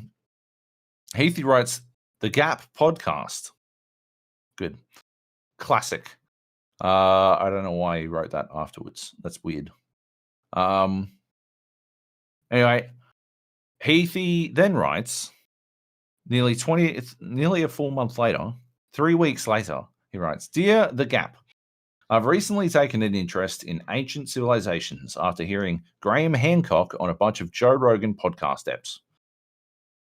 During my Googling of them, I found a free download of a game about a young man following in his deceased father's footsteps of treasure hunting and finding the secrets of this lost civilization. It's a point-and-click type thing with puzzles. Think Broken Sword. Upon starting the game, I thought, why do all these women have massive boobs? Maybe this is Japanese. As I played it more, I found a crystal that houses a barely dressed genie-type woman who guides you along your path, again, with massive melons. Eventually, I realized that this is an erotic game. The thing is, it's got a really solid story, and the puzzles are actually half decent. If the devs did away with things like walking into a cave and finding another explorer swimming naked in the rock pool, they could probably sell this for like $10 on Steam. Anyway, my question is, how bad a virus does my computer now have? Season's greetings, Heath. Luke, what do you reckon? How bad? It's probably the worst virus you can get. Is it crypto mining in the background, or do you reckon it's like keylogging, or just like generally gumming up the works? One of those viruses that happen just for for chaotic reasons, not really towards any goal. Yeah, is it my meter is it better or worse than having PUBG installed? That's probably my gauge. All right. All right. Pretty good. They probably could sell it on for $10 on Steam. Have you seen some of the fucking shit that's on Steam? Some of the stuff. It's probably in the fucking top 10 like right now. Yeah. Some like visual novel. I get a lot of those dating erotic shit thing showing up on. I don't know Steam? why, but I do too, and it's upsetting. No, it's not like on my I don't curated care. content. It's like on the new releases. It's like every look. Here we go. I just opened it. The first one at the top, new and trending. Harem Hunter, Sexy Ray Vision. Sex Ray Vision. Sex Ray Sex Vision. Ray Vision. That's pretty good. Yeah. Here we go. What's yeah. this one? Future Fix Dick Dine and Dash. Excuse me? Yep. Future Fixed Dick Dine and Dash. That sounds phenomenal. Yeah. I just don't understand. Like, who's playing all these games? I don't know. Let's click on them. Let's find out if anyone comes up with my Steam list. Yeah. No one. No one on that one. Busty Biz is free to play. Oh, I'm not going to tell people whose names are on that one, but there's 2 on that one. What game? What game is it? The Future Fix Dick and Dine. Oh, really? Nice. Futa Fix. It is. That's ladies. That's anime ladies with penises. Oh. 4 friends want this game. Cool. There you go. Is it just like a dine and dash? I'm so intrigued. Or is it? Anyway. What's this Craftopia game? Red Dead Online is in the for sexual content, which is pretty weird. Must have been tagged with it. What are you talking about? What? I've been recommended a game called Craftopia. It's a brand new multiplayer survival action game made in Japan. It recommended to me because of Subnautica and the Raft. Well, Raft. I keep calling it the Raft. You've got my attention. It looks like Legend of Zelda though, so I think I'm out. But now it's playing with sound. Weird. Yeah. Bah. Yeah, Cool. I don't know. Anyway. Yeah, I'd format my computer, Heath. That sounds like a bit of trouble. Start from scratch, mate. Start from scratch. If you really want to play erotic games, make sure you play them via Steam. Because then at least we'll know what you're playing. Yep. Being a AI, is that the being a dick? Being a Dick is a choice-driven adult visual novel focusing on the fun parts of college life. Oh my god, the videos spectacular. Yeah, it's hilarious. Oh my god, she's just his face. Yep, fair enough. Cool. All right, wish list. After that, cool. There you go. That was questions. Is that it? Great. That is it. That's our first podcast. That is the podcast, the first one of the year. You can find us on iTunes, Android, Windows Store, Spotify, YouTube, Amazon Music things, all those places. Where you get your podcast from. You can find us on the Gap, the GA podcast. Please rate and review the show. You have a moment, it helps other people find us. If you would like to send us questions, you can email us, thegapodcast@gmail.com, or go to our Discord page at thegapodcast.com/Discord. You can jump in there, leave us questions, just chat about random things. We're talking about TV shows the other day. WandaVision. People were watching that, discussing WandaVision. People were playing some Battlefront 2 over the last couple of days. It's been going. People have been going on there. So check that out. You can find us on social media, facebook.com/GA podcast, twitter.com/GA podcast. You can go to our YouTube page, thegapodcast.com/YouTube, and you'll watch this podcast in video form. If you want, you don't have to. You can just listen to it. You can also go to our website, thegapodcast.com. It's got links to all those things we just talked about. If you can't remember them, go there. It'll pop up. You can also go listen to our older episodes. Maybe you missed the Game of the Year podcast. Go check that out. 8 hours or 9 hours long, I think it was. Like a 15 gigabyte video file. It was nuts. It was hectic. It went places. So go have a look at that one. That is all thanks to our Patreon members who help support this show. You go to patreon.com/the GA podcast, become a recurring member. Helps us pay the bills, keep the podcast running, and the website going. Yeah, thank you to everyone who does it every month. Greatly appreciate your support. And I think that is it. Where can people find you, Joab? You got anything going on? At Joey Jojo. No, I got nothing. Still on yes. Yeah, basically. Yep. Pretty much. You can find me at Luke Lawrie on Twitter. Not really posting much on there, but I'm there. So, sweet. Yeah. Sweet can do. That is it for this week. Next week, we got some stuff. I think we're going to have Hitman. I'll be talking about Hitman. You won't be talking about Hitman unless someone can get it for you. I don't know. We'll see. Unless magical happens. Yeah. But anyway, I mean, at least there's things coming out, right? It'll be busy. Things going on. Podcast is back. Back, baby. Back, so baby. We'll see you then. Thanks for listening.